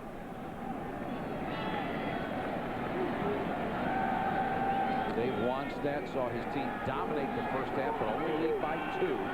Autry, 3 carries, 27 yards so far. That was his season stat you saw. Play action by Kramer. Conway. That is what they have missed, the athleticism of Curtis Conway. Let's go to Chris Berman. Chris. All right, Michael, thank you very much. Early 3rd quarter, the Patriots drove down to the 1-yard line. 1 run didn't work, 2 passes didn't work. 4th down, Bledsoe to Byers. Broken up by Tyrone Williams. Big goal line stand for the Pack. It remains 14-10 Green Bay. Michael? That is a huge defensive play by the Packer defense that has had a lot of trouble this year, especially because of injuries. And they've had to come up with some big fourth down plays. One, of course, against the Chicago Bears a couple weeks ago. 2nd and 1 at the 30. Autry, flag is down. So is Autry, but he appears to have a first down at the 29-yard line. We'll check out the marker.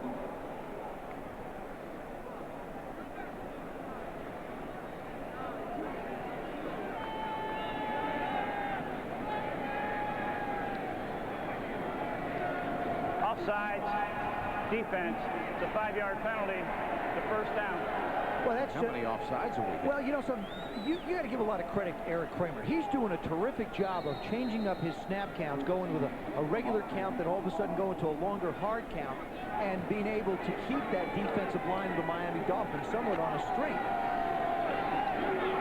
Automatic first down after the 5-yard mark off. They're near the 25. Now Autry goes in motion. That one's tipped by Zach Thomas. That's the second time he's been able to get back in coverage and make a play. You know, he has such great study instincts. He stays around for hours after practice and studies what teams like to do. Eric Kramer looks to the left. Now he sees the tight end, and he just follows it. He just follows the tight end and keeps an eye on the quarterback and then leads towards the ball. Cut down this year from 20% body fat. They used to make fun of the way he was built. Down to 12.5% body fat. Tyrone Hughes has come in offensively for Chicago. He's flanked wide left. Kramer throws behind and low, intended for Hughes. Shane Burton was putting the pressure on Kramer one of the few times tonight he's been pressured at all. I guarantee you, the question that's in everybody's mind right now is the Bears just knocked the Dolphins off the ball. They came down, they ran the ball. Now all of a sudden they start to throw the ball again. It's basically been the game plan that Dave Wannstedt and Matt Cavanaugh, the coordinator, have used all night, though. They just don't seem to hang themselves up on running the football. They're trying to be a balanced offense. Autry continues as the tailback, 3rd and 10. Draw play to Autry, and he is buried. Trace Armstrong, the former Bear, got there first, along with Tim Jacobs, who was blitzing from the secondary. This is a case of guessing right if you're the defensive coordinator, or making a good guess. You see Jacobs come right up the middle. Good job by the defensive line, too. What they do is they take on the blockers and allow the safety to fill and make the play. Jaeger will try from 47 yards. He has hit all 8 field goal tries this year.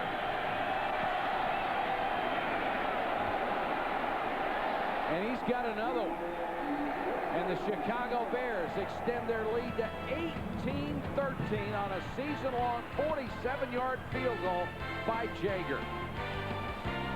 Bears on another field goal from Jaeger. He has 3 tonight, now lead at 18-13. And the Bears offensive line, these guys are in line for game balls. They have dominated this contest. And that's Tony Wise, the headset on. The offensive line coach has done just a terrific job everywhere he's been. McPhail and Spikes are deep. A bouncer, Spikes at the goal line. Has the seam, but can't quite get to it. Taken down at the 19. Fabian Bones with the tackle on special teams. Dan Marino will lead the offense out when we come back. Mike Patrick, Joe Theismann back with you on Monday Night Football from South Florida. Miami with the ball. They are trailing 18-13. Kareem Abdul-Jabbar in the lineup. Gained over 100 yards last week for the first time this year. And the Dolphins trying to establish something on the ground, but Brian Cox gets the first hit. And then Grassmanis finishes up. Defensively, Brian Cox has been given the liberty in this new pressing type of defense to be able to pick the spots he wants to come from. Now here he comes all the way from the backside of the play. That's the play away from where it's intended to make the hit on Kareem Abdul-Jabbar. A lot like the way San Diego uses Junior Seau. 2nd and 11. Here comes another blitz. Marino hit as he throws, incomplete. Intended for the fullback, Dwayne Dotson. Barry Minter out there in coverage. Dan Marino's numbers have gone down under Jimmy Johnson. And early in the year when Dan was not playing well, the one thing about Jimmy Johnson, you ask him a question, he'll give you an answer. Square up. That's right. He's not going to try to hedge. And he was asked if he had thought about sitting Marino down during one game. He said, sure, it crossed my mind. I'm thinking about bringing in Erickson. Well, that set off a whole chain of events, and you would have thought that he defaced the monument, which he did by making that comment. And the press really got all over Jimmy Johnson. He said there was never any intention of permanently benching Marino, trading him, releasing him, because he can still do just that. And Perriman makes the catch for the first down out at the 33. In all honesty, with Marino hurt a year ago, when he hurt the ankle, he did not have his best year. Did not play well at the start of this year. This is really the first time in the last 5 games that Jimmy Johnson has seen the real Dan Marino. And in talking to Jimmy, he made the comment, he said this is how he expected Dan to play last year. So it's not a surprise to him because he knows how good he is. Perriman gets his first catch as a Dolphin. Jabbar remains in his tailback. And he'll get the carry. Kareem Abdul-Jabbar, there's another flag down in the area of holding. The interior of the offensive line has killed the Dolphins tonight. They can't catch up with the Bears defense. They're always a step late trying to hold on to him. And Tim Ruddy is the man in the middle, the center. Holding. Number 61 offense. Ouch. 10-yard penalty. First down.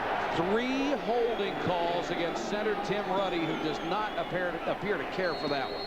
He's right in the middle, number 61. There he is again on Grassmanis. What he does is he gets the arm up, and they're calling this thing really tight tonight, Mike. I got to be honest with you. Really the are. Interference call, a couple of holding penalties have been real close. The second one on Ruddy was not a hold. And that may not have been. Draw play, Jabbar, nothing doing. Or Parmalee. If you take a look at Marino's numbers under Jimmy Johnson, with the emphasis on trying to run the football, trying to establish something, his numbers are down in his first 20 games under Jimmy Johnson, as opposed to his last 20 with Don Shula, and the lowest touchdown output of any stretch he's ever had in the NFL. And it's not a surprise. It's the way Jimmy Johnson sets up his football team in its entirety. And as long as he wins, Dan Marino can care less. He's got all the numbers he's ever going to need. Short set, gets it out to Jabbar. Makes the first man miss across the 30. Got away from John Mangum and picked up a couple of more yards. You know, the thing about Marino is he gets the ball out so quick. If you don't get your head around, you're going to miss seeing it. This is a case where, watch, he comes out of the backfield. The ball, he's got to get it around quick. That's a great job by Kareem Abdul-Jabbar. That comes from working with Dan Marino. Now, Brett Perriman would have a little more of a problem with that because he's not as familiar with the quick release of Dan Marino. 3rd and 12 for Miami. McPhail, who's had a big night, is in there as the single set back in a 4 wideout set. 4-man rush this time. Marino steps forward in the pocket and throws complete across midfield. That was vintage Dan Marino. When he can get a guy down the middle, he will throw to the rear shoulder every time. And not only that time his offensive line did a good job, but you saw his ability to move around in a pocket. Dan Marino is not going to outrun anybody, but he slides and works a pocket better than anybody. He'll look downfield. Now watch him slide to the left a little, just away from the pressure and up, and then makes the throw. Absolutely right, Mike. Throws it to the right shoulder away from the defender. Absolutely perfect dart from Marino in Chicago territory.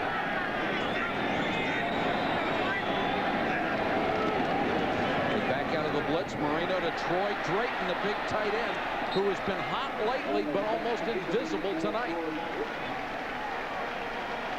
Jimmy Johnson has put together finally some weapons for Dan Marino. Putting Parmalee at fullback, Drayton has come on. Now Marino doesn't have to throw just a wide receiver. And Drayton early on in the preseason as well as early on into the year was having a real problem holding on to the football. If that happens, any quarterback will wind up not wanting to throw the football and take a chance on an incompletion or a possible interception. He's the prototype tight end, as good a blocker as he is a receiver.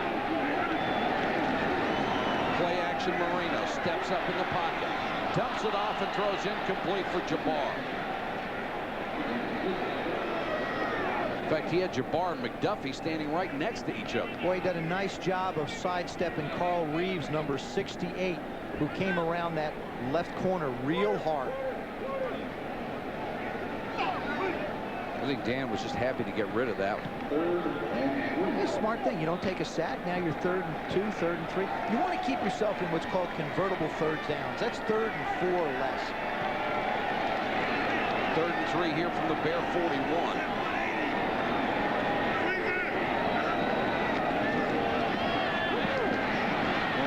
Sidearms this one, and McDuffie wants a flag, and he's not going to get it. Van Hiles in coverage, and McDuffie immediately jumped up after that ball hit the turf. Well, we talked about how close the Bears are going to play the wide receivers of the Miami Dolphins. And here's a case where the fans finally getting a little vocal in this stadium. They've lost their voice from last night's World Series. And they'll come around and not like the idea of punting. And you're right, he probably did get hit a little early. Hiles got there a step early. Hughes, trying to get out of the coach's doghouse, is back at the 10. Kidd to punt.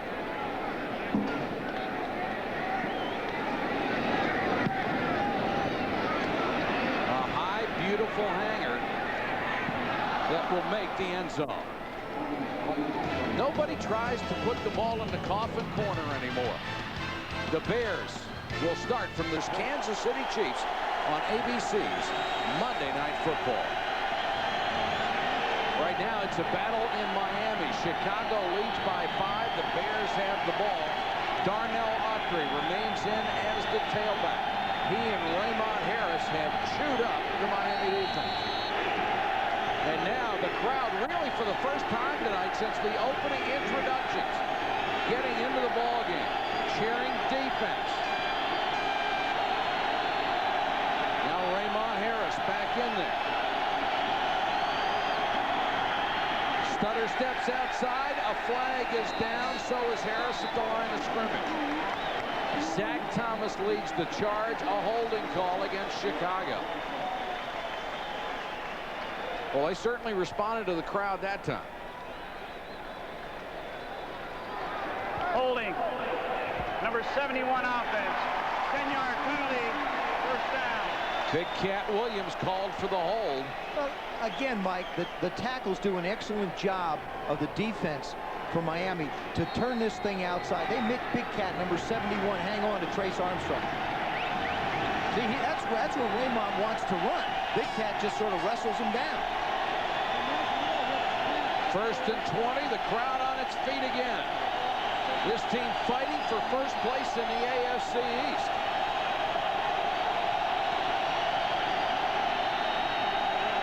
Kramer with time. Conway can't make the catch at the 14. Zach Thomas in coverage. And the Bears have to be thinking at this point, we've seen it slip away so many times this year. What's going to happen? That's where the attitude of an 0-17 plays against you. You're thinking of ways that this football game can be lost.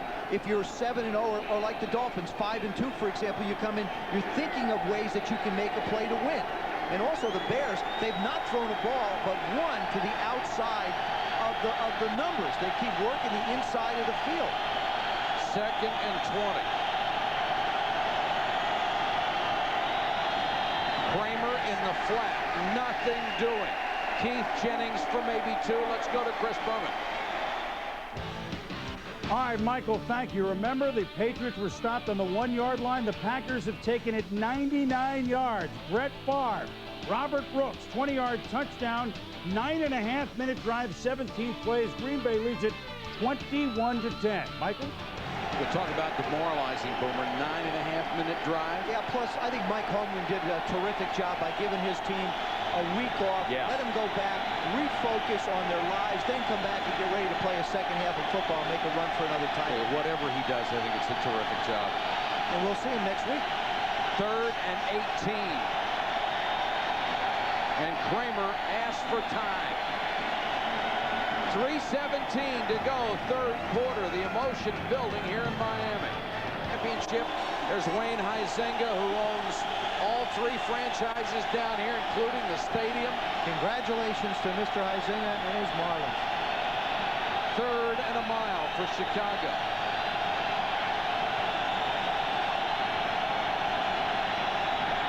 Kramer to Prohl. Prohl lost the football. Buckley, touchdown.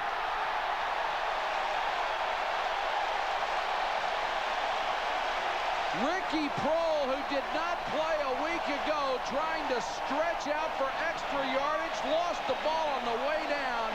George Teague made the hit, and Terrell Buckley with the big play. And he also loses his footing on the infield here. But remember, Mike, we talked about the fact that the Bears are an 0-17, thinking, oh my goodness, what can happen to go wrong? Here's what happens. Ricky Prohl, now he gets on the infield. He just keeps slipping. He loses his footing, loses control of the ball.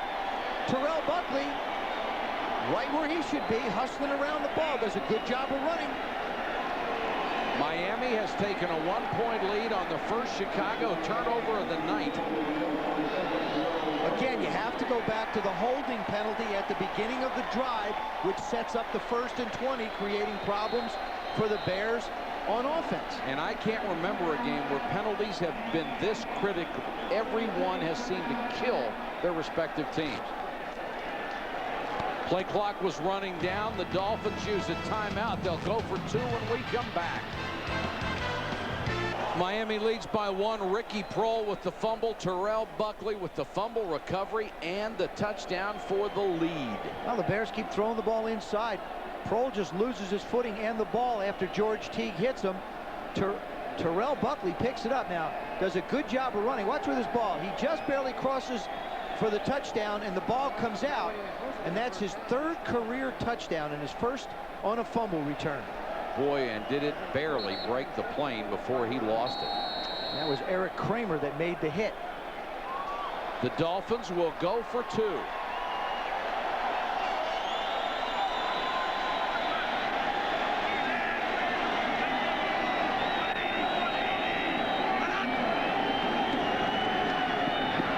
Marino throws in the end zone, and it's picked. Lamar Thomas insisting he was interfered with by Tom Carter.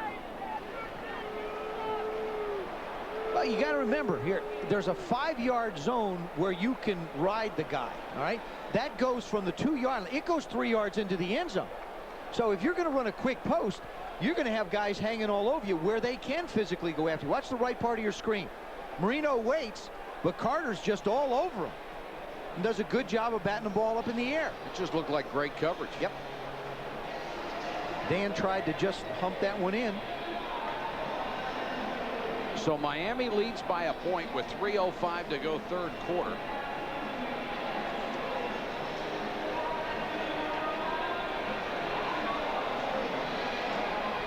Here is our Prudential Monday Night Football fact. The last time these two teams met on Monday night, the Bears came in 12-0. It was the furthest into a season that a team had closed on the 1972 Dolphins' perfect season.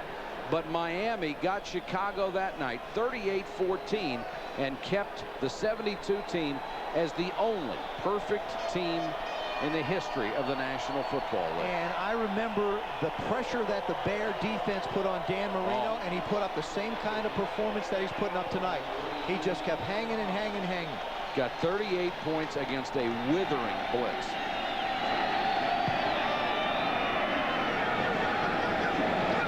Low line drive taken by Carter, the fullback, and he gets it out to the 27-yard line. December 2nd, 1985, Mike Ditka's Bears team in NFL history. Miami defeated Chicago, their only loss of the season, 38-24. And you know how hard that 46 defense was to play against. They had so much talent. Sure I do. 1985 was my punting debut against that Bear team. Mark Thomas, the injured player, backup defensive end, who was very close to get a starting job this year, signed with the Bears, thought he could win a starting job, and he's the man down. Erickson and Marino going over some pictures.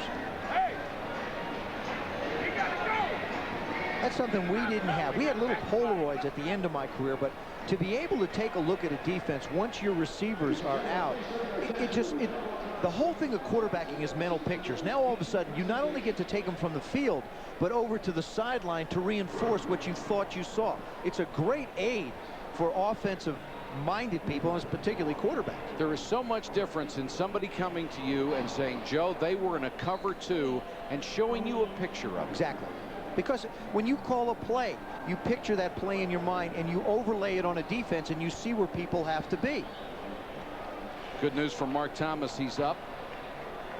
Looks like he'll be able to come off on his own. Thomas, a very athletic defensive end. Now let's see how the Bears respond as they have fallen behind for the first time tonight, 19-18, with 2:55 to go third quarter. This is a very critical part of the game for the Bears, for their psyche. They have to get a drive going. They have to have something positive happen, or they will sink back as a team and say, oh my gosh, I don't know what's going to happen.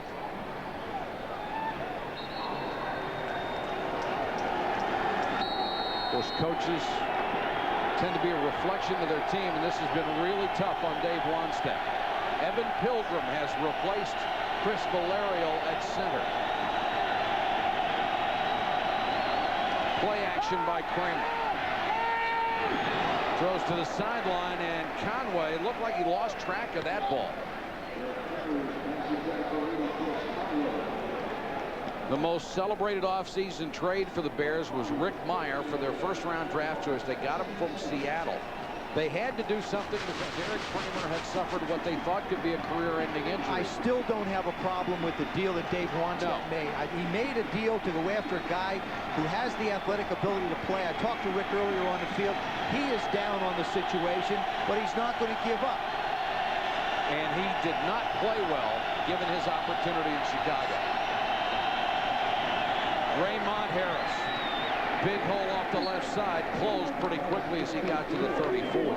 The reason Dave Wannstedt went back to Eric Kramer, he didn't want to lose the ball club, and Rick Mirer was only getting them 7.5 points a game, only 91 yards passing a game, no touchdowns and 3 picks.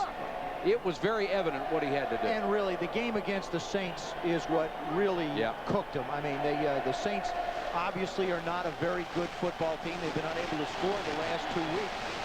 And, you know, to lose to them, Dave Wannstedt still shakes his head. 3rd and 4.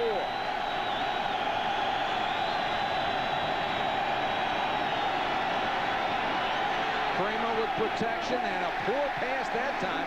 Intended for Ingram, had him open but missed him badly. They missed Conway on the sidelines. Conway was trying to cut out of the dirt. Ingram comes across the dirt, doesn't have the real traction to go chase the ball.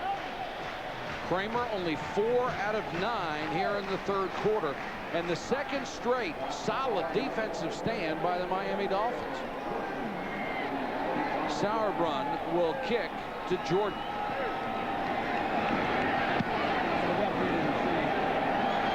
Beautiful high sailor.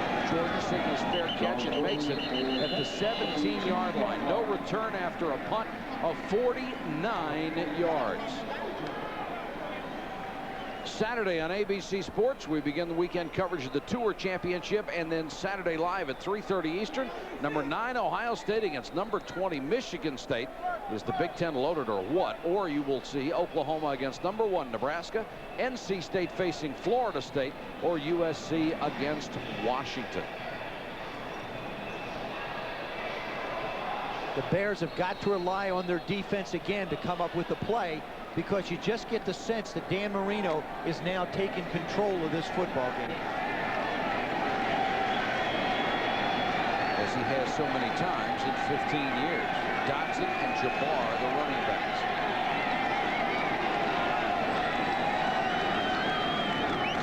Jabbar. Nice hole up the middle, and Jabbar to the 23, maybe the 24-yard line, where Anthony Marshall makes the tackle. You know, Mike, when you're running down the field covering punts, sometimes you get put in the worst situation. This is Van Hiles, number 48 of the Bears. He gets knocked out of bounds. But not only that, He runs over a ball boy, runs into a coach, gets hung up on Jimmy's headset, and Jimmy's mad at him because he almost hung him. Not good things happen when you get over there. Holy smokes, the only thing he did do is step in a bucket of water. 2nd and 3. Jabbar. That's one of the greatest replays I've ever seen. That's dangerous on that sideline. Now, this is the first time that the Dolphins have decided to run 2 consecutive plays. I don't think that this is going to be a trend for them. I think they'll go back and throw the football. They're just trying to get a little bit of balance and get the Bears thinking a little bit more about the run.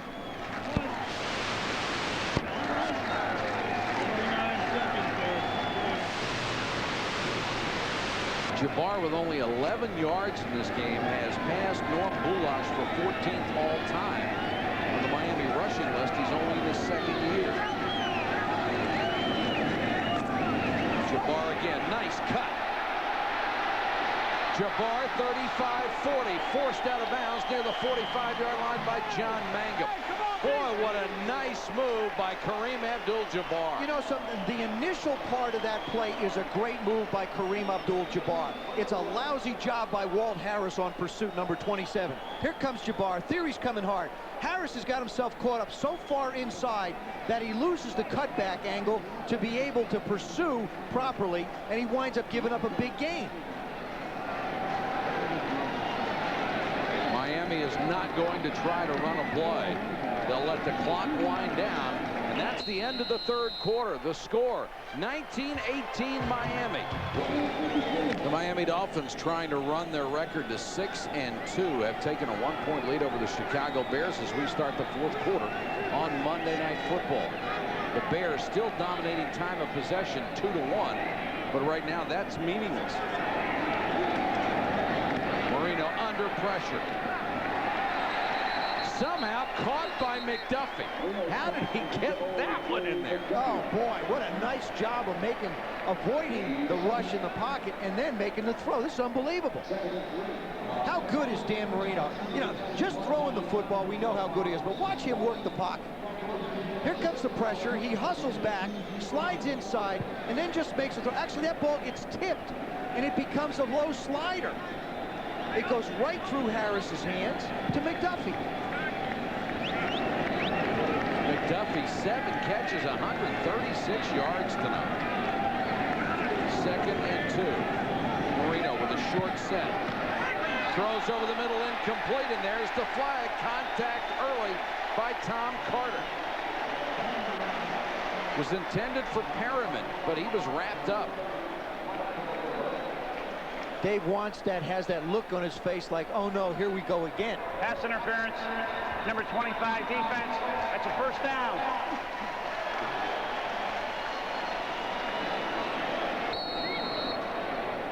It's the left side. Now Marino works back. It's just outside. You don't see the contact, but Carter's real close. Close enough to get an interference call. Could have gone either way, certainly. Marino has the Dolphins down at the Chicago 37-yard line. Bit of confusion. Marino trying to set the backs. Back to throw.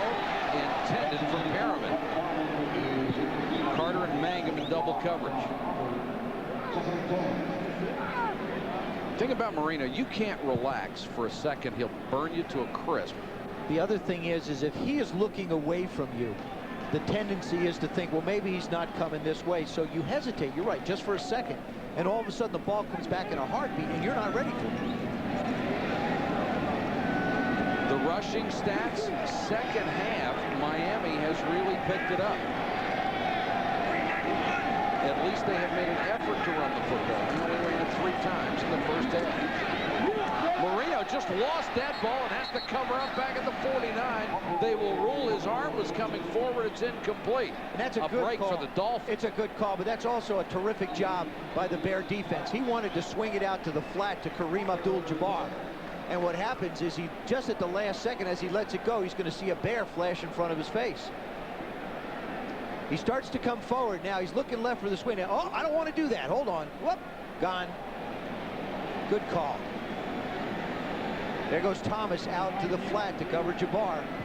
He tried to hold on to it and couldn't. Ruled an incomplete pass, 3rd and 10. Miami with only a 1-point lead. 4-man rush, no pressure. 1st down. Perriman to the 22-yard line.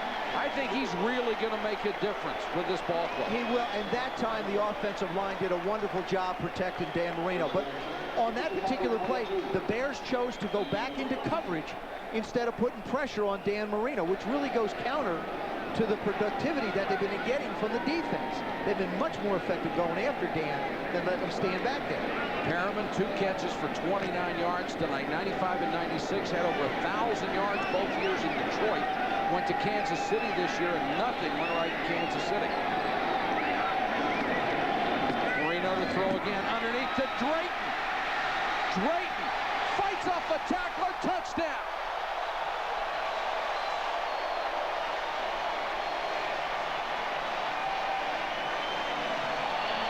One of the wide receivers for Miami threw a hellacious block. I think it was McDuffie. Somebody just cleaned out the whole side. What it is, it's a tight end to the flat, wide receiver in. They wind up crisscross, and McDuffie winds up making the block right there. Just gets in the way. It's actually a pick play, is what it is. He winds up picking the safety that's covering. Watch this. It's not a play, it's a pick. See how he slides inside? Does exactly what he has to on Anthony Marshall. And Marshall went down like he was hit by a sledgehammer. Drayton's first touchdown reception this year. Marino has 2 touchdown passes tonight. Boy, and Drayton just takes Walt Harris and just says, get out of my way, I'm going to the end zone. O.J. McDuffie comes inside now. He's looking up the safety. He sees the catch, and he just shoulder blocks him down. And he leaves Marshall laying on the turf. He'll be prouder than that of any catch he made tonight when they show the film.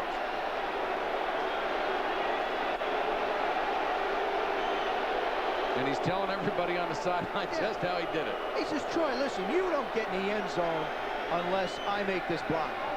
Brian Cox talking to Dave Wannstedt, and he is really exercised right now.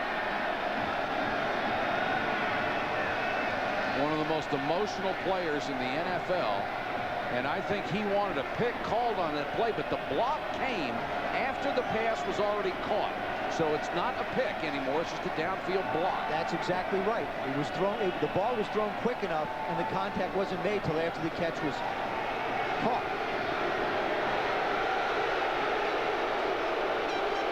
Brian Cox reacting to the crowd reaction.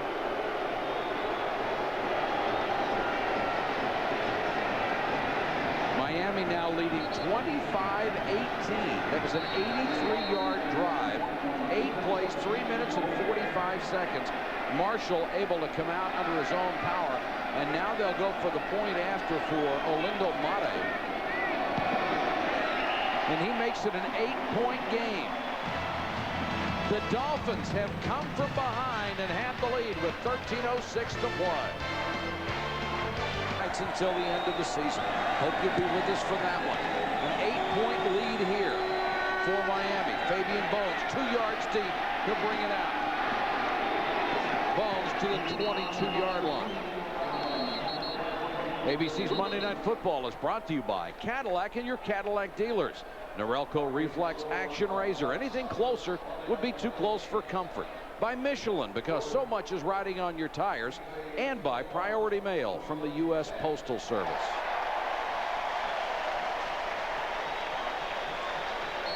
Mike, Chicago has been stopped dead in its tracks, Joe, the last 2 or 3 times it's had the ball. And they have got to come out and get some kind of an offensive drive going, or this thing is going to sink away from them, and that sinking feeling will just continue to go through the team.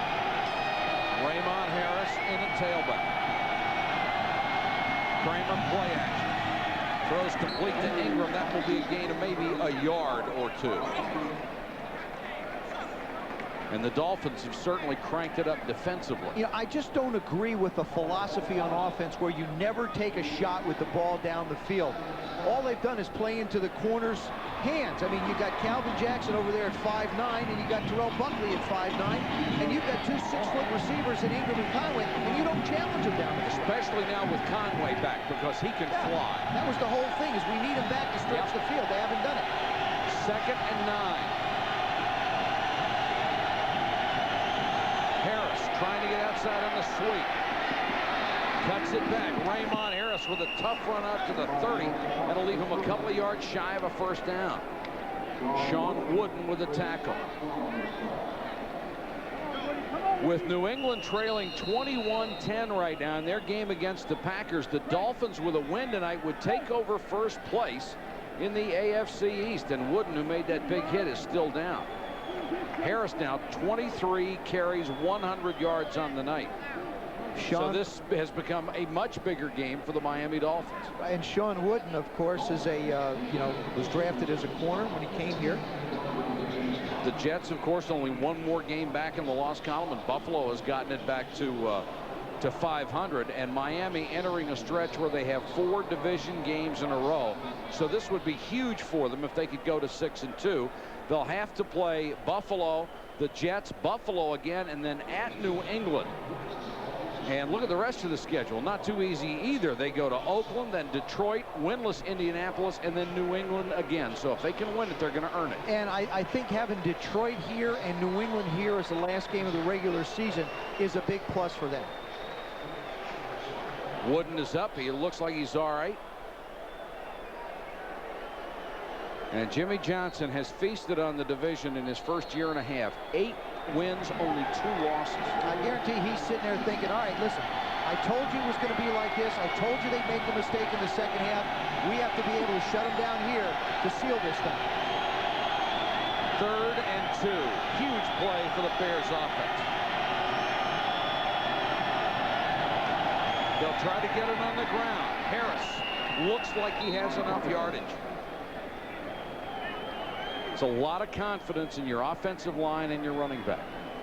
Which makes you wonder why they've abandoned it at certain points in the ballgame.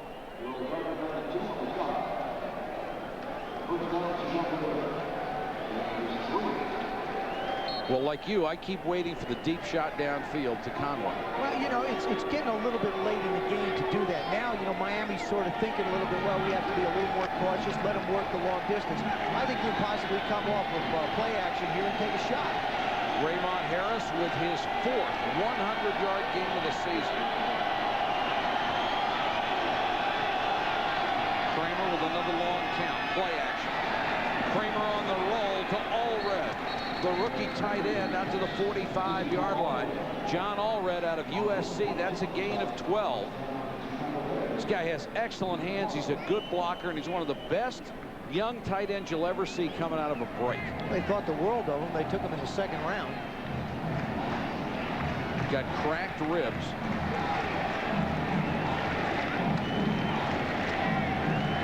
Big kid's got some speed, all the requisite abilities to be a star in this league. Kramer's hit 8 different receivers tonight.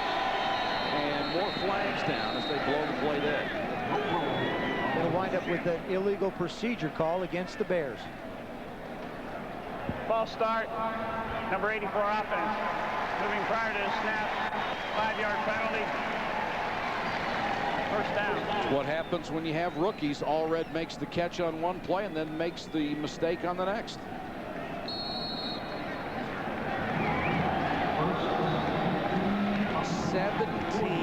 Penalties accepted tonight for a total of 137 yards, and most of them have come at extremely critical time. 1st and 15.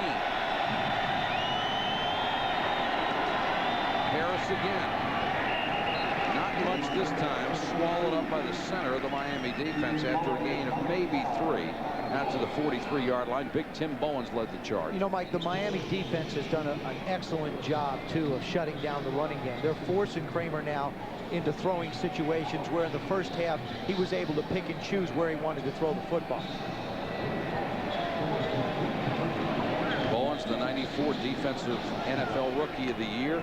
Played only 8.5 games in college, so from a standpoint of experience, he's still a youngster.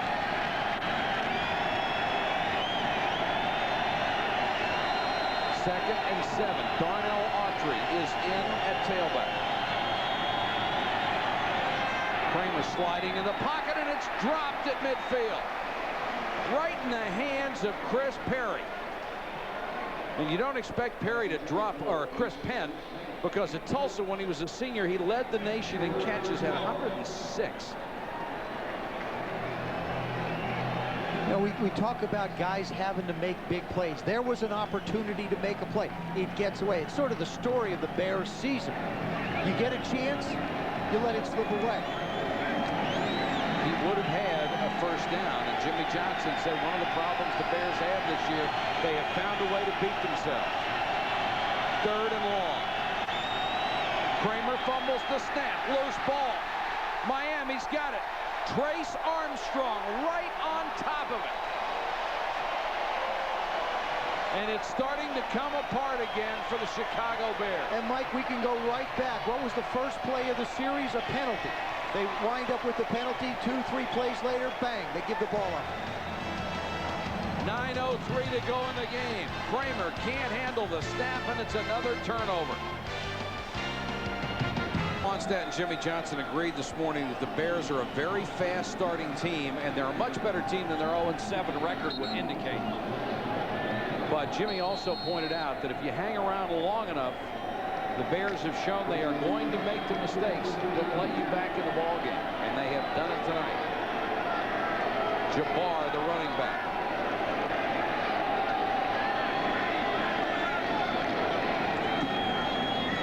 Jabbar dances through the hole down to the 29-yard line. And Joe, if Miami can score here, even a field goal, and there is a marker down at the end of the play, and it looks like it's against the Bears.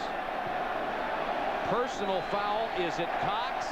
The crowd is reacting like it is. Unnecessary roughness. Number 52. It's a 15-yard penalty. First down. Brian Cox is going to get a standing ovation for that penalty.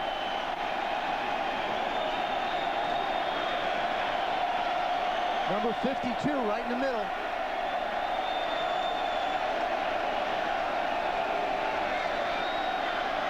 You know something, Mike? For whatever athletic ability Brian Cox has, he is not a plus to the Chicago Bears. He is more of a detriment than he is a plus to that football team because he just can't control himself on the football field. He always seems to go over the edge at inopportune times, and I really like Brian Cox. I think he's a terrific player. I think down deep he is a terrific human being. But you're right, he hurts the ball club when he loses his cool. He doesn't understand what a total football player is, and that hurts the Bears. First down for Miami, an easy field goal range. Marino going for more. Throws, tip, caught at the goal line. Caught by Jordan after it was tipped by Harris. No touchdown signal. He appeared to land on the goal line. But what a great play. Jordan with tremendous concentration after Harris almost had a pick. Tom White huddling with his officials.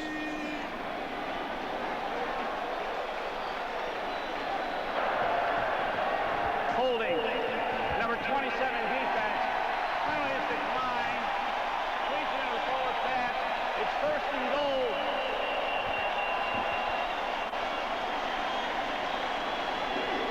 Walt Harris, although he bumps him, does a nice job of cutting in to try and make the play. This ball goes right through his hands, and Charles Jordan with just great individual concentration. Oh, look at this one. In and out. Been a couple of in and outs for the Bears tonight. Less than a foot away. Jabbar. Kareem Abdul-Jabbar cut down at the 2. He will lose yardage.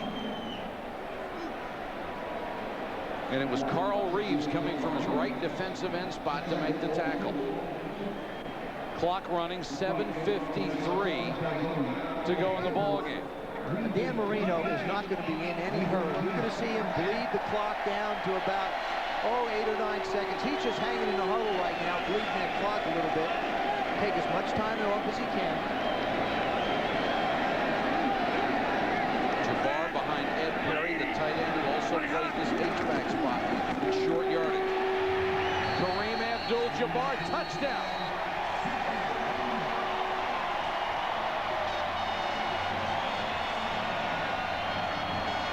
Mike, almost all the plays tonight, all the big plays, the scoring plays have come off of turnovers by the other teams. If you're a Chicago Bear fan and heavily invested in the stock market, this has been a lousy day.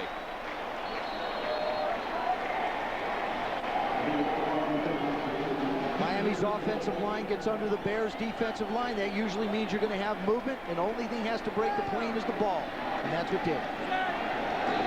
Mate for the point after. He's got it. And the Dolphins increased their lead to 33-18. The Miami offensive line leading the way on that drive, and they lead by 15. The Dolphins have scored 3 touchdowns in the last 10.5 minutes. Fabian Bones driven back into the end zone. He'll let it go through. The Bears will start at the 20, and they will need 2 touchdowns to get back into this ball game in the last 7 minutes and 19 seconds. Our thanks to Captain Chambers and the entire crew of the Goodyear Blimp Stars and Stripes for all these spectacular overhead shots of tonight's telecast on a beautiful South Florida night. A cold front coming in. We aren't going to be here. We'll be out of here. Yeah, well, cold down here. It'll be 82 tomorrow. So what? Cold back home is cold. Chicago starts at the 20. Cox on the sideline. Big mistake on his part. Advanced Miami's drive a quick 15. Kramer under pressure, throws short. They'll get about 5 out of it. Now you got to go hurry up offense. Just get him to the line, keep picking away. Miami will drop back and give you a chance to throw into the zones. Wetnight was the last receiver, got 5. Kramer throws short and incomplete. Tried to get rid of it in a hurry, intended for Penn. If the Bears go on to lose this game, it would be the first time in franchise history that the Chicago Bears started 0-8. It's the bottom of the barrel. Boy, you look at some of the games that this team has played, how they fought and fought and fought, and it's just been one thing after another that's jumped up and not allowed them to get a victory. Dave Wanstead said they've really worked hard. They've played hard. Nobody's given up.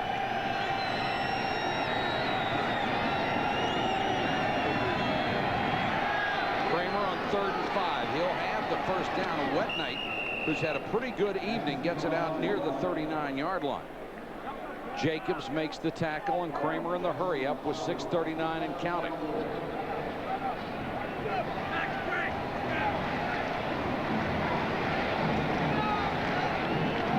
Wetnight, 5 catches, 55 yards on the night. Kramer, a quick set, throws a bullet this time to Conway. Curtis Conway, 20, 10, and goes out of bounds inside the 10-yard line. Boy, have they missed him. Now, let me say something. I would normally be very critical of somebody like Curtis Conway who doesn't try and power his way into the end zone, but he is nursing a bad shoulder still, so I'm going to give him a break on this one. I think you're absolutely right. I'm going to cut him some slack here, but you know, if it was anybody else who wasn't injured, who wasn't having a problem, I may be a little tougher. Lean on him. It's Terrell Buckley. Lean on him. Try and get in. But I understand why he did that. Coming off the broken collarbone, he doesn't want to lose the rest of the year. Smart play. Smart play. 54 yards on the play. Kramer for the end zone, incomplete, intended for Chris Penn.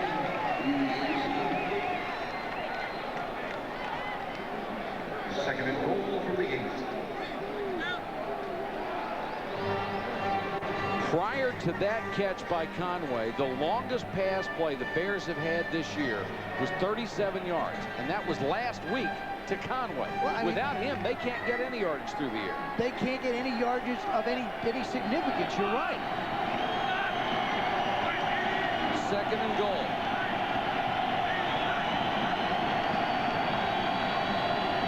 Kramer with a man in his face, throws, touchdown.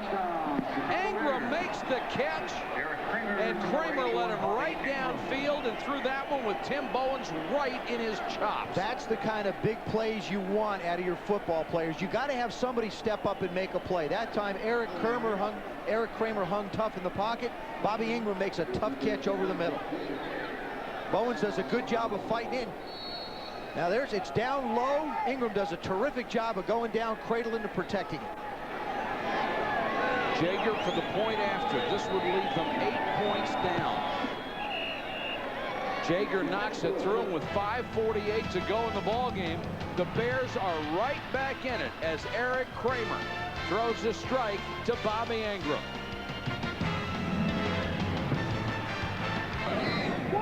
Booms another one into the end zone. Let's check in with Chris Berman. Chris. All right, Michael, thank you. It's all over at Foxborough, and you got to say the Green Bay Packers the most impressive performance of the year. They win it 28-10. Brett Favre, 3 touchdown passes. Dorsey Levens, 2 touchdowns. Their first. People wrote off the Packers when they lost all their wide receivers to injury, and they came back to win the Super Bowl. They wrote them off this year. That's not a good thing to do. And number 4 makes a heck of a difference, Brett Favre. Miami starts from the 20. Abdul-Jabbar, maybe a yard.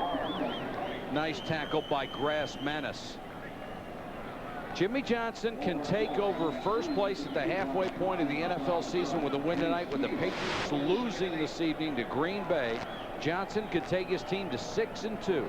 He told us in preseason, we're not one of the elite teams yet, but I think we can challenge for the AFC East. Oh, he'll get it there. He's still eating about $7 million on the cap, and next year he's going to have a lot more room to go out and get some of the players that I think can be difference makers for him.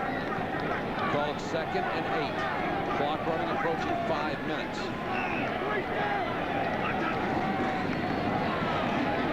Marino with a quick out to McDuffie, incomplete, dangerously close as it was tipped up in the air, and Ron Cox almost had a shot at it. And that's the difference between 3rd down and 5 and 3rd down and 9.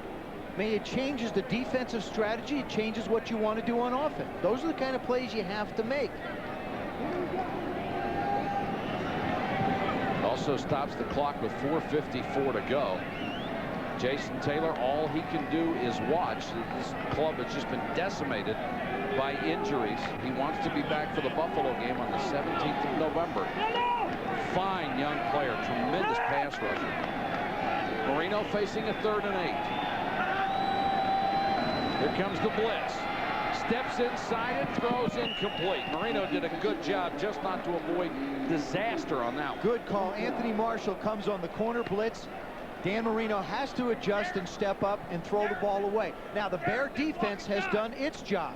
Puts the ball back in the hands of this Bear offense. They're only down by 8. And the offense last time went 80 yards in 1:38 to get a touchdown. And that's the difference if you go after Dan Marino. You make him get rid of the football. When the Bears laid back, they got themselves into a lot of problems. Tyrone Hughes is back to take the punt. This is the guy they felt would be a game breaker when they got him from New Orleans this year.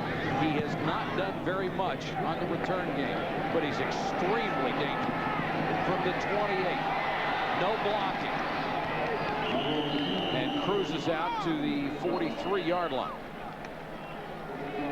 NFL fans can cast a Pro Bowl ballot for your favorite players online. Go to the Pro Bowl balloting area now at Team NFL on America Online. The keyword ABC Sports. Your vote will automatically enter you to win a trip for 2 at the Pro Bowl in Hawaii. We need to go vote. Where's your computer? I'm going to go work on it right now. The Bears have 4:36 to work with. Plenty of time. Dave Wannstedt just hoping they can come back. They need a touchdown and a 2-point conversion to tie. Autry is in at running back. Kramer to throw on 1st down in the flat to Ingram. They've gone to that play a lot. Buckley makes the tackle up at the 46-yard line. Exactly the same way they started the last drive, except that was a much better throw. Dave's got to be careful he doesn't chew that pen in half.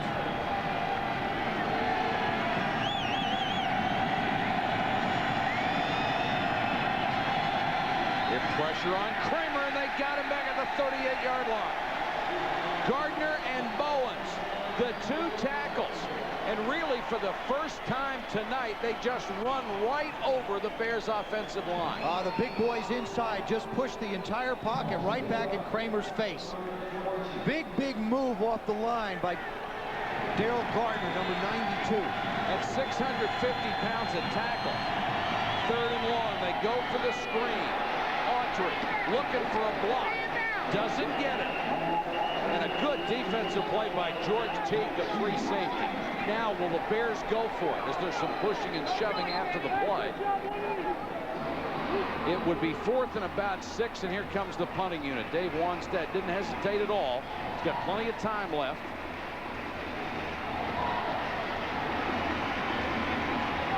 Each team with 2 timeouts left, so Wannstedt will have his own 2 timeouts and the 2-minute warning. What a huge play, though, by George Teague, Mike. You're absolutely right. Autry's got the first down. If he doesn't make it, hang on that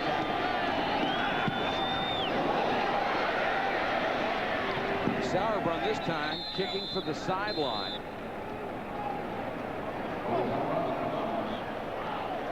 And they'll spot it out at the 26-yard line. George Teague, number 23, just comes in a one-on-one tackle. The Bears catch the Dolphins in the right call. They're on a blitz, which means Autry gets outside. Now it's just a question of a lineman getting out front. Now Teague's one-on-one in the open field. Autry doesn't make a miss. Teague's got one leg and he hangs on. You can look at the blocking. He could have gone all the way. George Teague with a real saving tackle. Now the Dolphins, with a couple of first downs, can salt this game away. They'll start from their own 26.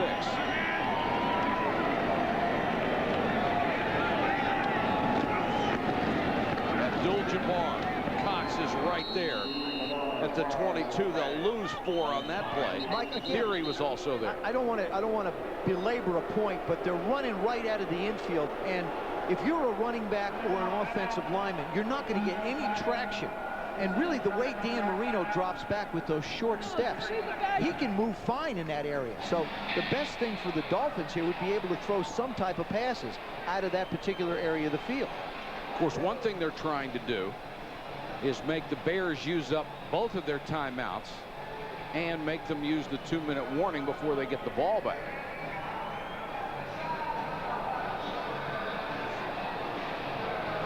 Eric Kramer discussing what he can do if he gets the ball back. Erickson, Johnson, and Marino talking over their current situation.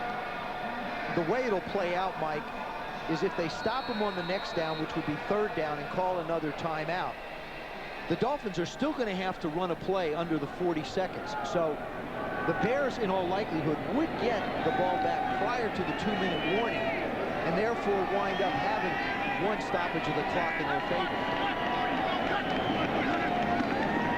Marino on 2nd and 12. Abdul-Jabbar planted at the 24. Solid tackle by Marshall.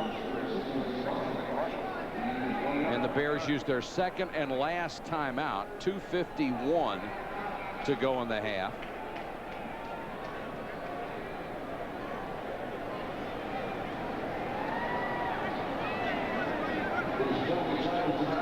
Marino will again come to the sideline to get the play.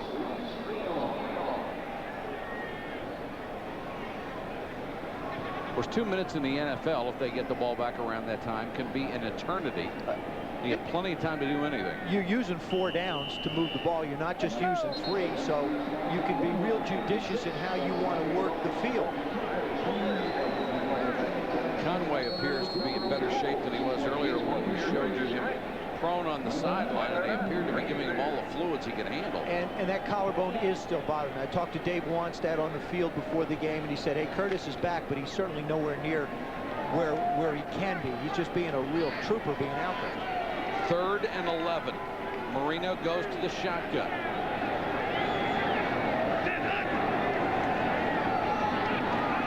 Guns it over the middle, incomplete, and what pressure they had on him that time. Jim Flanagan just roared through. Now, keep in mind, with the incompleted pass, you automatically get the clock stopped, so it's just like the Bears having a 3rd timeout. I mean, you know, so here was a case where, do you want to use up 40 seconds of the clock, or do you want to try and pick up the 1st down? It was a gamble by Jimmy Johnson, and we'll see if it pays off. It was a pretty reasonable decision because with over 2 minutes to go, they have enough time anyway. Hughes is back waiting on the punt from Kidd, who launches one. Hughes at the 23. Nice return across the 40 to the 41, where Frank Wainwright makes the tackle. 52-yard punt, an 18-yard return, and the Bears have to go 59 yards, but they have 2:35 to do it. Mike, I think we could have set an NFL record here tonight. As I think back on all the kicks, there has not been one penalty for pushing in the back on a kick return. That's got to be an NFL record. We've had plenty for everything else. Curtis Conway, can he come up with another big play? He set up the last touchdown with the longest Bear passing play of the season. I used to love this. I used to love this position of game. If you're Eric Kramer, you're in charge of this thing now.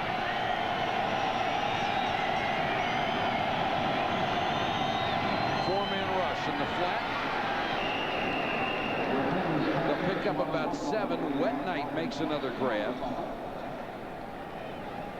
If you're Eric Kramer, what you do is just like you go with your 3 wide set, work the tight end in the flat. Now, if they want to drag out on the tight end, that's fine. You can hit the hook, but you're going to pick up about 12 yards, so you're giving up pretty good chunks. His guys, if they're going to work close to the sidelines, all of his receivers have to get out of bounds instead of trying to pick up extra yards.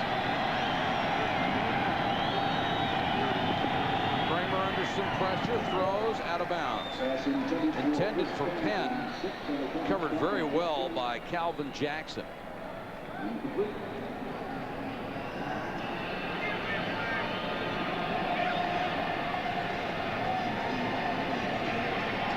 Brian Cox and his defensive team have done the job.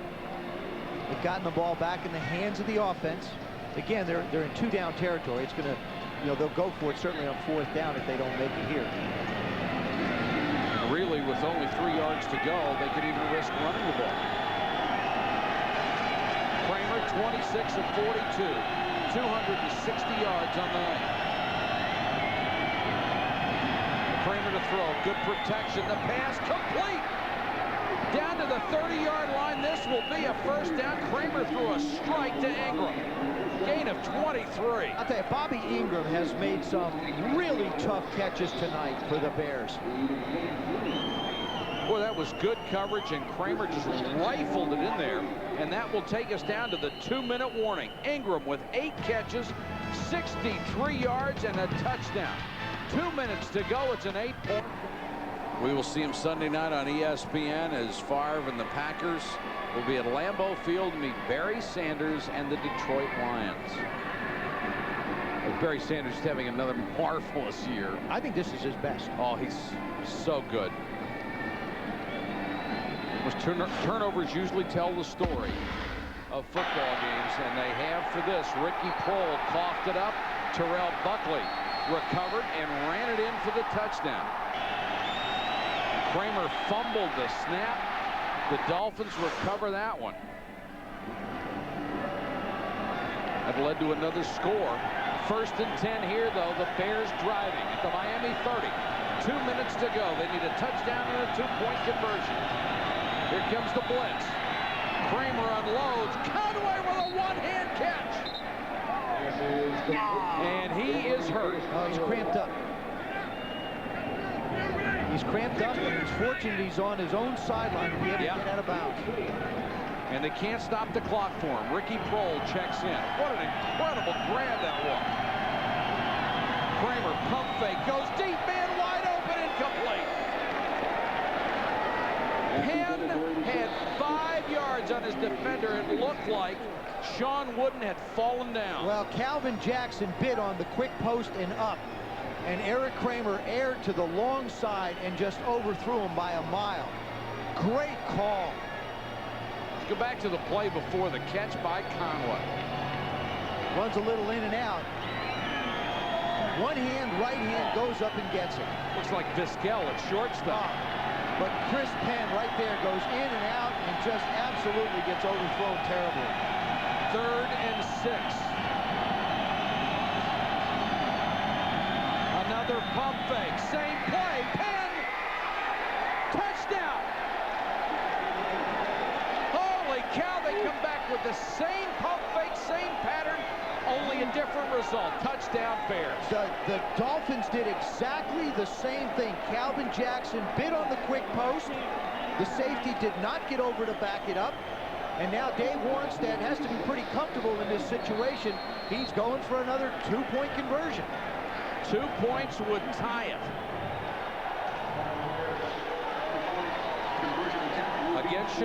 Against Green Bay 2 weeks ago, they have not done well. Tied for worst in the league with the Colts. Kramer to throw. Fade. It's good. Ingram makes the catch. The 2-point conversion is good, and we are tied at 33. And I'll tell you what else is good. That's a good job by the officials working together. The one was almost going to call it out, but the official in the back, he deferred to him because he had a better shot at his feet and wound up making the call.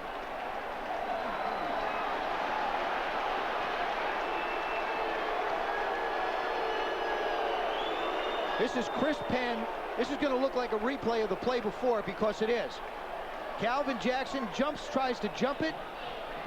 Penn does a nice job of making the catch. Keep an eye on the feet.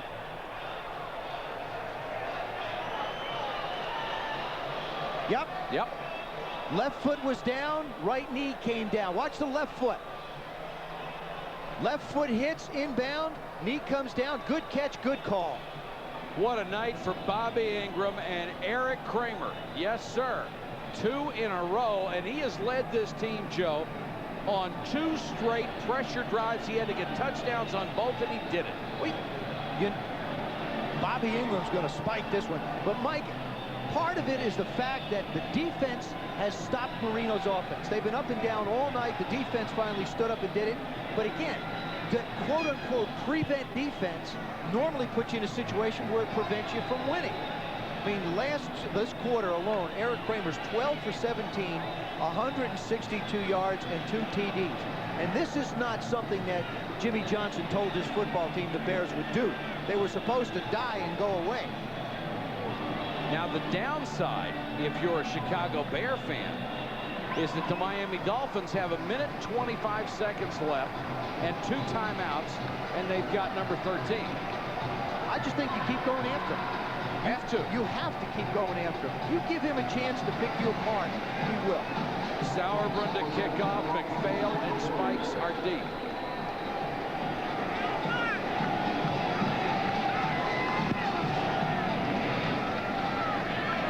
Booms another one into the end zone. They'll bring this one out.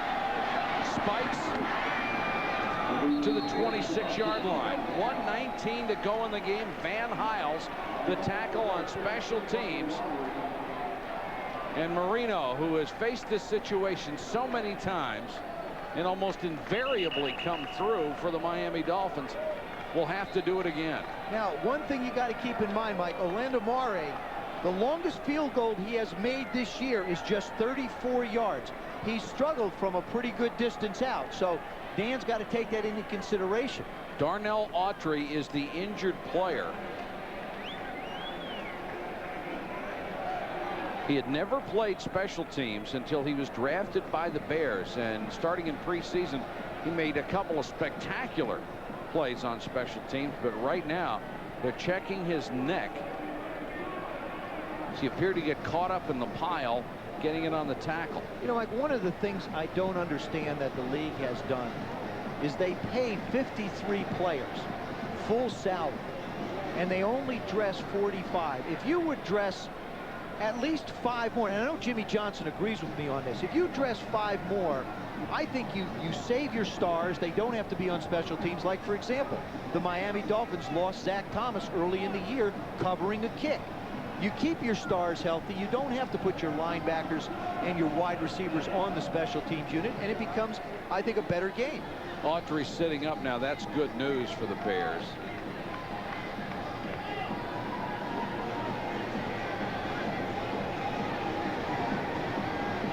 This is a huge game for the Dolphins. With the Patriots losing tonight, they can claim first place in the AFC East. And for the Bears, they are trying to avoid the worst start in the 78-year history of their franchise. They have never been 0-8. The Dolphins with 2 timeouts left. And the Dolphins are sitting right in the middle of an area that is very, very poor when it comes to footing if you want to be an offensive lineman trying to drive block anybody. I want to talk about great comebacks. The Bears trailed 33-18 with 7.5 minutes to go in this game, and Kramer came through big time with 2 huge touchdown drives. Unless they win, Mike, it's just going to be another one of those oh so close by the Bears. Couldn't agree with you more. Just make it even more heartbreaking. Dan Marino, for my money, the greatest that has ever played this game, needs to get them into field goal territory at least. Boy, Kramer was spectacular in the 4th quarter. He had a great 1st quarter and a great 4th quarter. Bobby Ingram and Chris Penn came up big as well. Marino with a shotgun. Good protection, and throws short of Brett Perriman.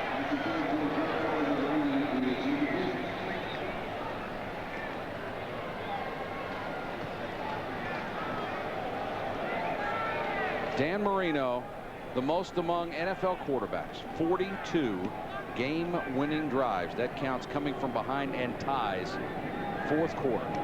Just remarkable. Mate waiting for a chance. As Joe pointed out, he has not had the greatest success from long range. His long this year, 34. McPhail is in the ballgame. Here comes the blitz. Marino unloads. This one's tipped and falls harmlessly. That's a good call. You can't allow Dan Marino a chance to look at your defense and allow his receivers to get into open zones. You have to go after him again now. John Mangum, number 26, is going to come right off the corner. You see him lined up on the slot. Now he comes unblocked. Does a good job of timing his leap to knock down the release of Marino. 3rd and 10. Critical play for the Dolphins if they want to keep this ball. Marino has missed his last 5. And they'll run a draw to McPhail. Jarris McPhail will be stopped short of the 1st down out at the 33. And you could almost hear Jimmy Johnson's mind clicking, say, we're going to call a safe play. If we don't get the 1st down, we'll just go to overtime. Exactly. That's what they'll do. They'll let this clock bleed all the way down. They'll give Chicago as little amount of time as possible to work with. And the Bears have no timeouts. Now, if you're Chicago, do you try for the kick block? Why not? I don't think you do. Because if it is a running into the kicker, it's under 5 yards. You give him an automatic 1st down. And there's still too much time. I mean, if there's 2 seconds on the clock with Dan Marino, it's still too much. Good point. Tyrone Hughes waits back at the 26. Kidd will drive him all the way back to the 12. To the sideline and out of bounds with 12 seconds to go. Another nice punt by Kidd. If you're the Bears, you kneel down, you go on into overtime. It's one step better than Dave has been before. I mean, against Green Bay, he didn't quite get to overtime, didn't give his team didn't have a chance. In this instance, he's got a chance to get his offense or his defense on the field and let them do what they've been doing. Well, if you believe in momentum, overtime would favor the Bears. If you believe in weather conditions, overtime would favor the Dolphins. I believe in players. Well, who does it favor? Well, you know something? I don't think it does on either side of the ball. I think both teams have had guys come up with big plays tonight on both sides of the ball. So, you know, it's when they end in a tie. They'll kneel down and let the clock run.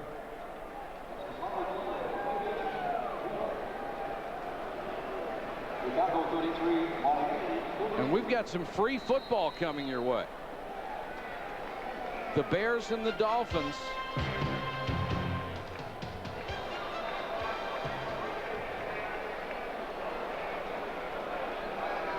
Tied now at 33, and the 2-point conversion puts us in overtime. I mean, this is something, you know, again, when you look at the field with the baseball part of it, this has to enter into which goal you defend. You know, do you kick? Do you put them back on the dirt? Or do you get the ball in the grass?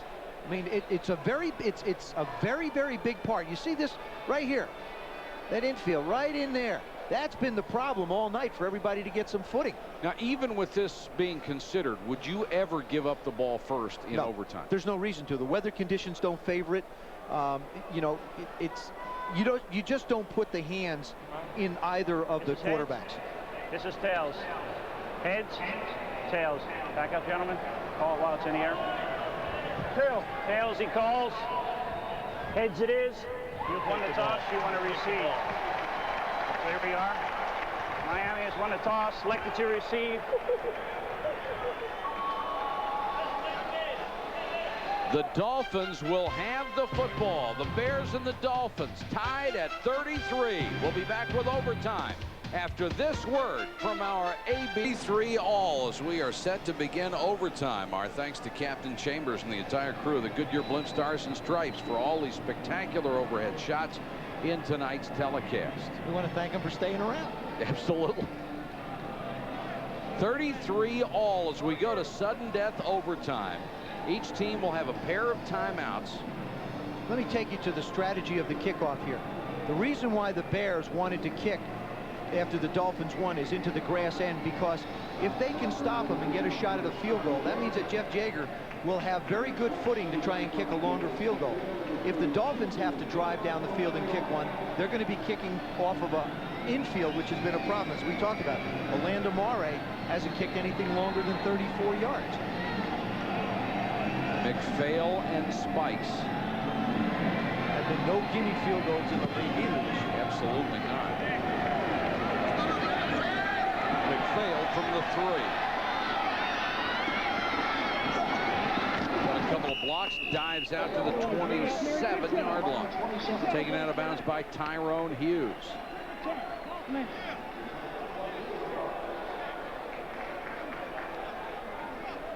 Here comes Marino and the Miami offense. Boy, this place is emptying out. I think the fans are burned out after the last 2 nights. I'll tell you, it's a heck of a football game. I mean, it's been a hard-fought game. It's had some moments where their penalties have come up, but there've been guys making one-handed catches and diving catches. Extra innings last night, overtime tonight. Kareem Abdul-Jabbar, the running back, on 1st and 10. Marino play action. Under pressure and sacked back at the 20. Mark Thomas. Boy, and there's a job by the secondary of the Chicago Bears. Marino actually had a lot of time to throw the football, but had nowhere to go with it. Little play action fake. This time Brian Cox does not come. His offensive line gives him time to step up, but he double clutches. By the time that happens, Mark Thomas is right in his face.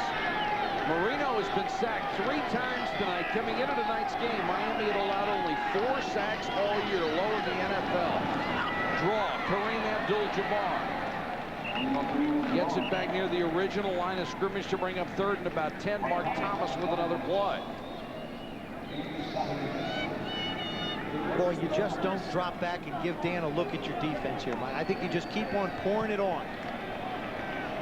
Miami's offensive line's got to know it's coming. Dan's got to know it's coming.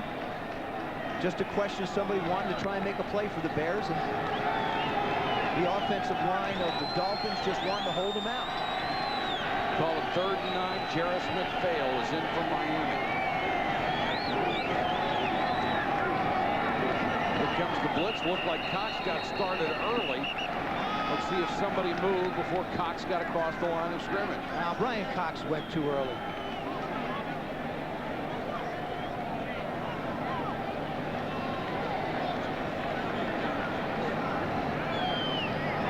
False start. Number 78 offense moving prior to the snap. It's a 5-yard penalty. 3rd down.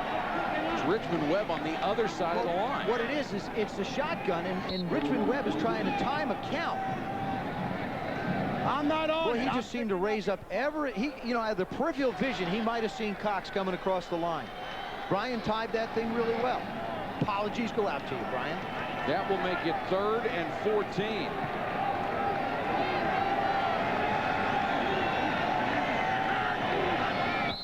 Here they come on another blitz and more movement up front. They may have just given the 5 yards back. Oh, no, they're going to call it procedure again.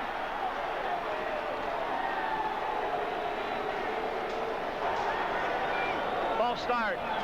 Number 76 offense, moving prior to snap. The 5-yard penalty. 3rd down. That's James Brown, the other tackle. And you know what Jimmy Johnson is saying? He's saying they're in the neutral zone. That's what caused them to move. And he's right. It's a neutral zone violation by the defense. See, the defense can move laterally to try and get the offense to jump up, but the rule has been changed so that if you make a motion forward into the neutral zone and the offense moves, it's not supposed to be against the offense. The 12th penalty on Miami. Now it is 3rd and 19. They show blitz again and come with it. And another whistle. Richmond Webb just throws his hands up and says, what? This one's going to be delay a game. Delay a game. Offense. 5-yard penalty. 3rd down. Well, right now the wheels are coming off. This is what, you know, and for Dan Marino, this is very un-Miami offense-like. Chicago keeps working them back. They should wind up with some pretty decent field position if they don't make a big mistake here. I mean, now you got to make sure that your safety knows where the 1st down marker is. It's a long way down the field. It's 3rd and 20. You still go after him. You still go after him. You don't give him a chance to make a throw. They come with a straight 4-man rush, and Perriman makes the catch. That's close to a 1st down, but maybe a yard short. They almost got it. Well, you know something, I just don't, you know, you just don't give Dan Marino a chance to stand back and make a throw. Now Jimmy Johnson has he can make a decision and go for it. Decides not to. Going to take the cautious route. Well, the crowd boos, but I can't blame Jimmy Johnson for that decision. A long way to go in overtime. Yeah, you know, and punt him back deep. Tyrone Hughes will drop back to his own 20.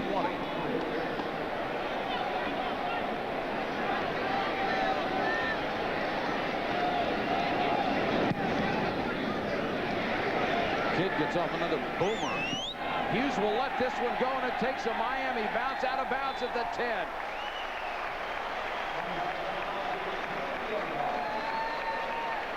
$54 yards and no return.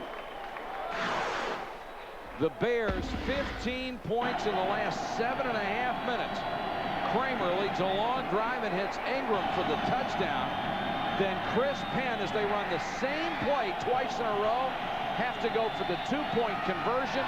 The catch made by Ingram. We are tied at 33 in overtime. Mike, that 3rd down reception, okay, is what sets up good field position now for the Miami defense. If they go after him and make Marino throw hot to a 6- or 7-yard receiver, they get much better field position. By the defense laying back, they created their own problem. The last 2 times they've had the ball, the Bears have had impressive drives and scored. Draw play to the fullback, Tony Carter. He hesitates and is buried by White and Teal. Sure, Tony Carter has carried the ball 3 times coming into this game. 3 times. Well, that's 3 catches. He had 1 No, he had carry. 3 catches. He had 1 carry, excuse me. And you got a guy who doesn't hardly touch the football, and you give him the ball. A little confusing. 11 minutes even to go in overtime. 2nd and 10. Miami late getting a player on the field to give them a 4-man line. Kramer throws to Prohl at the sideline, has it at the 19. Very close to a 1st down. Jackson pushed him out of bounds. Ricky Prohl has always been a tremendous possession receiver. The Bears finally decide to work towards the sidelines a little bit, wind up with a critical reception.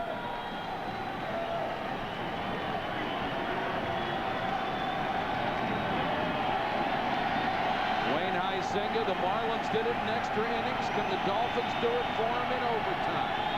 3rd and a yard. Darnell Autry, the running back. Kramer changes the plot.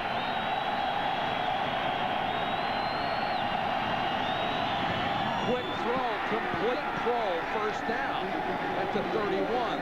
The experience factor pays off for Eric Kramer. It really did. He did a nice job of working in a very difficult situation. The clock was running down. He had to move people. Good composure by that Bear offense. 13-yard gain and a fresh set of downs. He just barely gets this off. Nice job again by the back blocking. Kroll just sits down and protects the ball very carefully that time. 9:46 left in overtime. First down, Bears. Autry will get a carry. Got maybe 2 yards. Mark it at the 34-yard line. Derek Rogers coming in from the other side, wraps him up and bulldogs him down. Clock continues to run.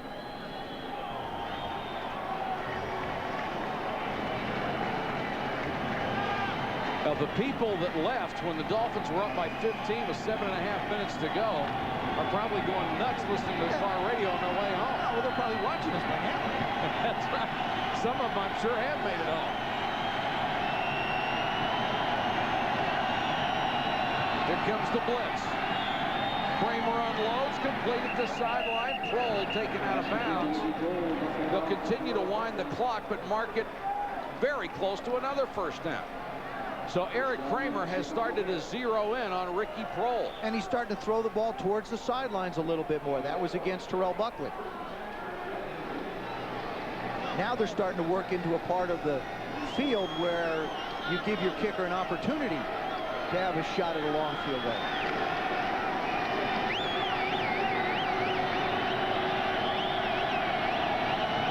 Another first down, Chicago. Draw play to Autry. Miami wasn't buying any. Bowen stacked it up first. Then after he bounced off of the big guy, Trace Armstrong got in there. Bowens and Gardner have done a good job inside. I mean, they really haven't given the Bears much of an opportunity to run the football there, and they've made it go outside to where their speed guys are, where you've got Anthony Harris 51 and Derek Rogers 59. That was a tough play for Chicago. You call a nice, safe draw play and you lose 5 yards anyway. You got a young kid trying to make a play. 7:37 to go in overtime. 2nd and 15. Kramer fumbles the snap and does the right thing. Picked it up and dives forward, trying to get something out of it. Picked up maybe 2. It'll bring up 3rd and long. That time he got a bounce in his favor, not like he did the last time. I always believe that it's the quarterback's responsibility to get the snap. This time the ball comes up left. He just slips right out of Valeria's hand. Kramer doing a nice heads-up job picking it up.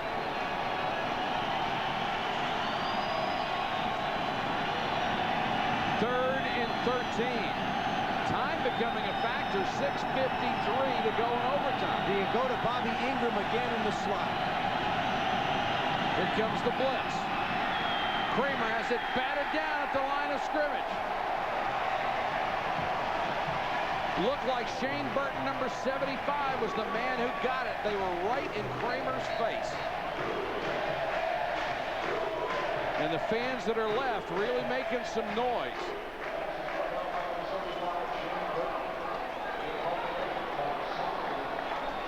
Kramer tries to make the play. Burton does a nice job. Can only go so far against Perry, then stops and gets his hands up.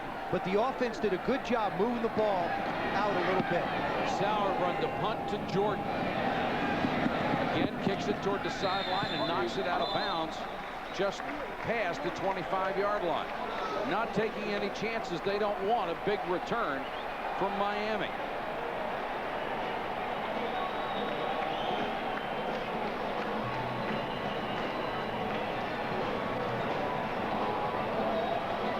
Each team with 2 timeouts left here in overtime. You know, when your offense is backed up like that, Mike, it's very critical that you get at least a couple first downs, give your punter a chance to be able to kick the ball back, and let the defense go play. That's all three phases of the game working well right there. Conway hoping for another chance. Carter knowing he'll have to shut down Marino again. He's out on Perriman.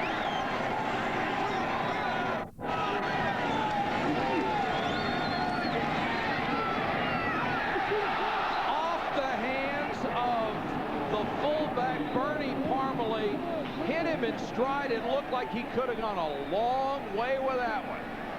Oh, boy. Marino's got the exact coverage he wants. It comes out a little hot. But Parmalee, perfectly thrown pass, just dropped. He had plenty of room down the sideline, would have at least made midfield. That's one of those plays that you save just for the right situation. Great call by Gary Stevens, the offensive coordinator. Just didn't get it executed. The third drop tonight, and a big one in this play. Here comes the blitz. Marino hit from behind, loose football. Still loose.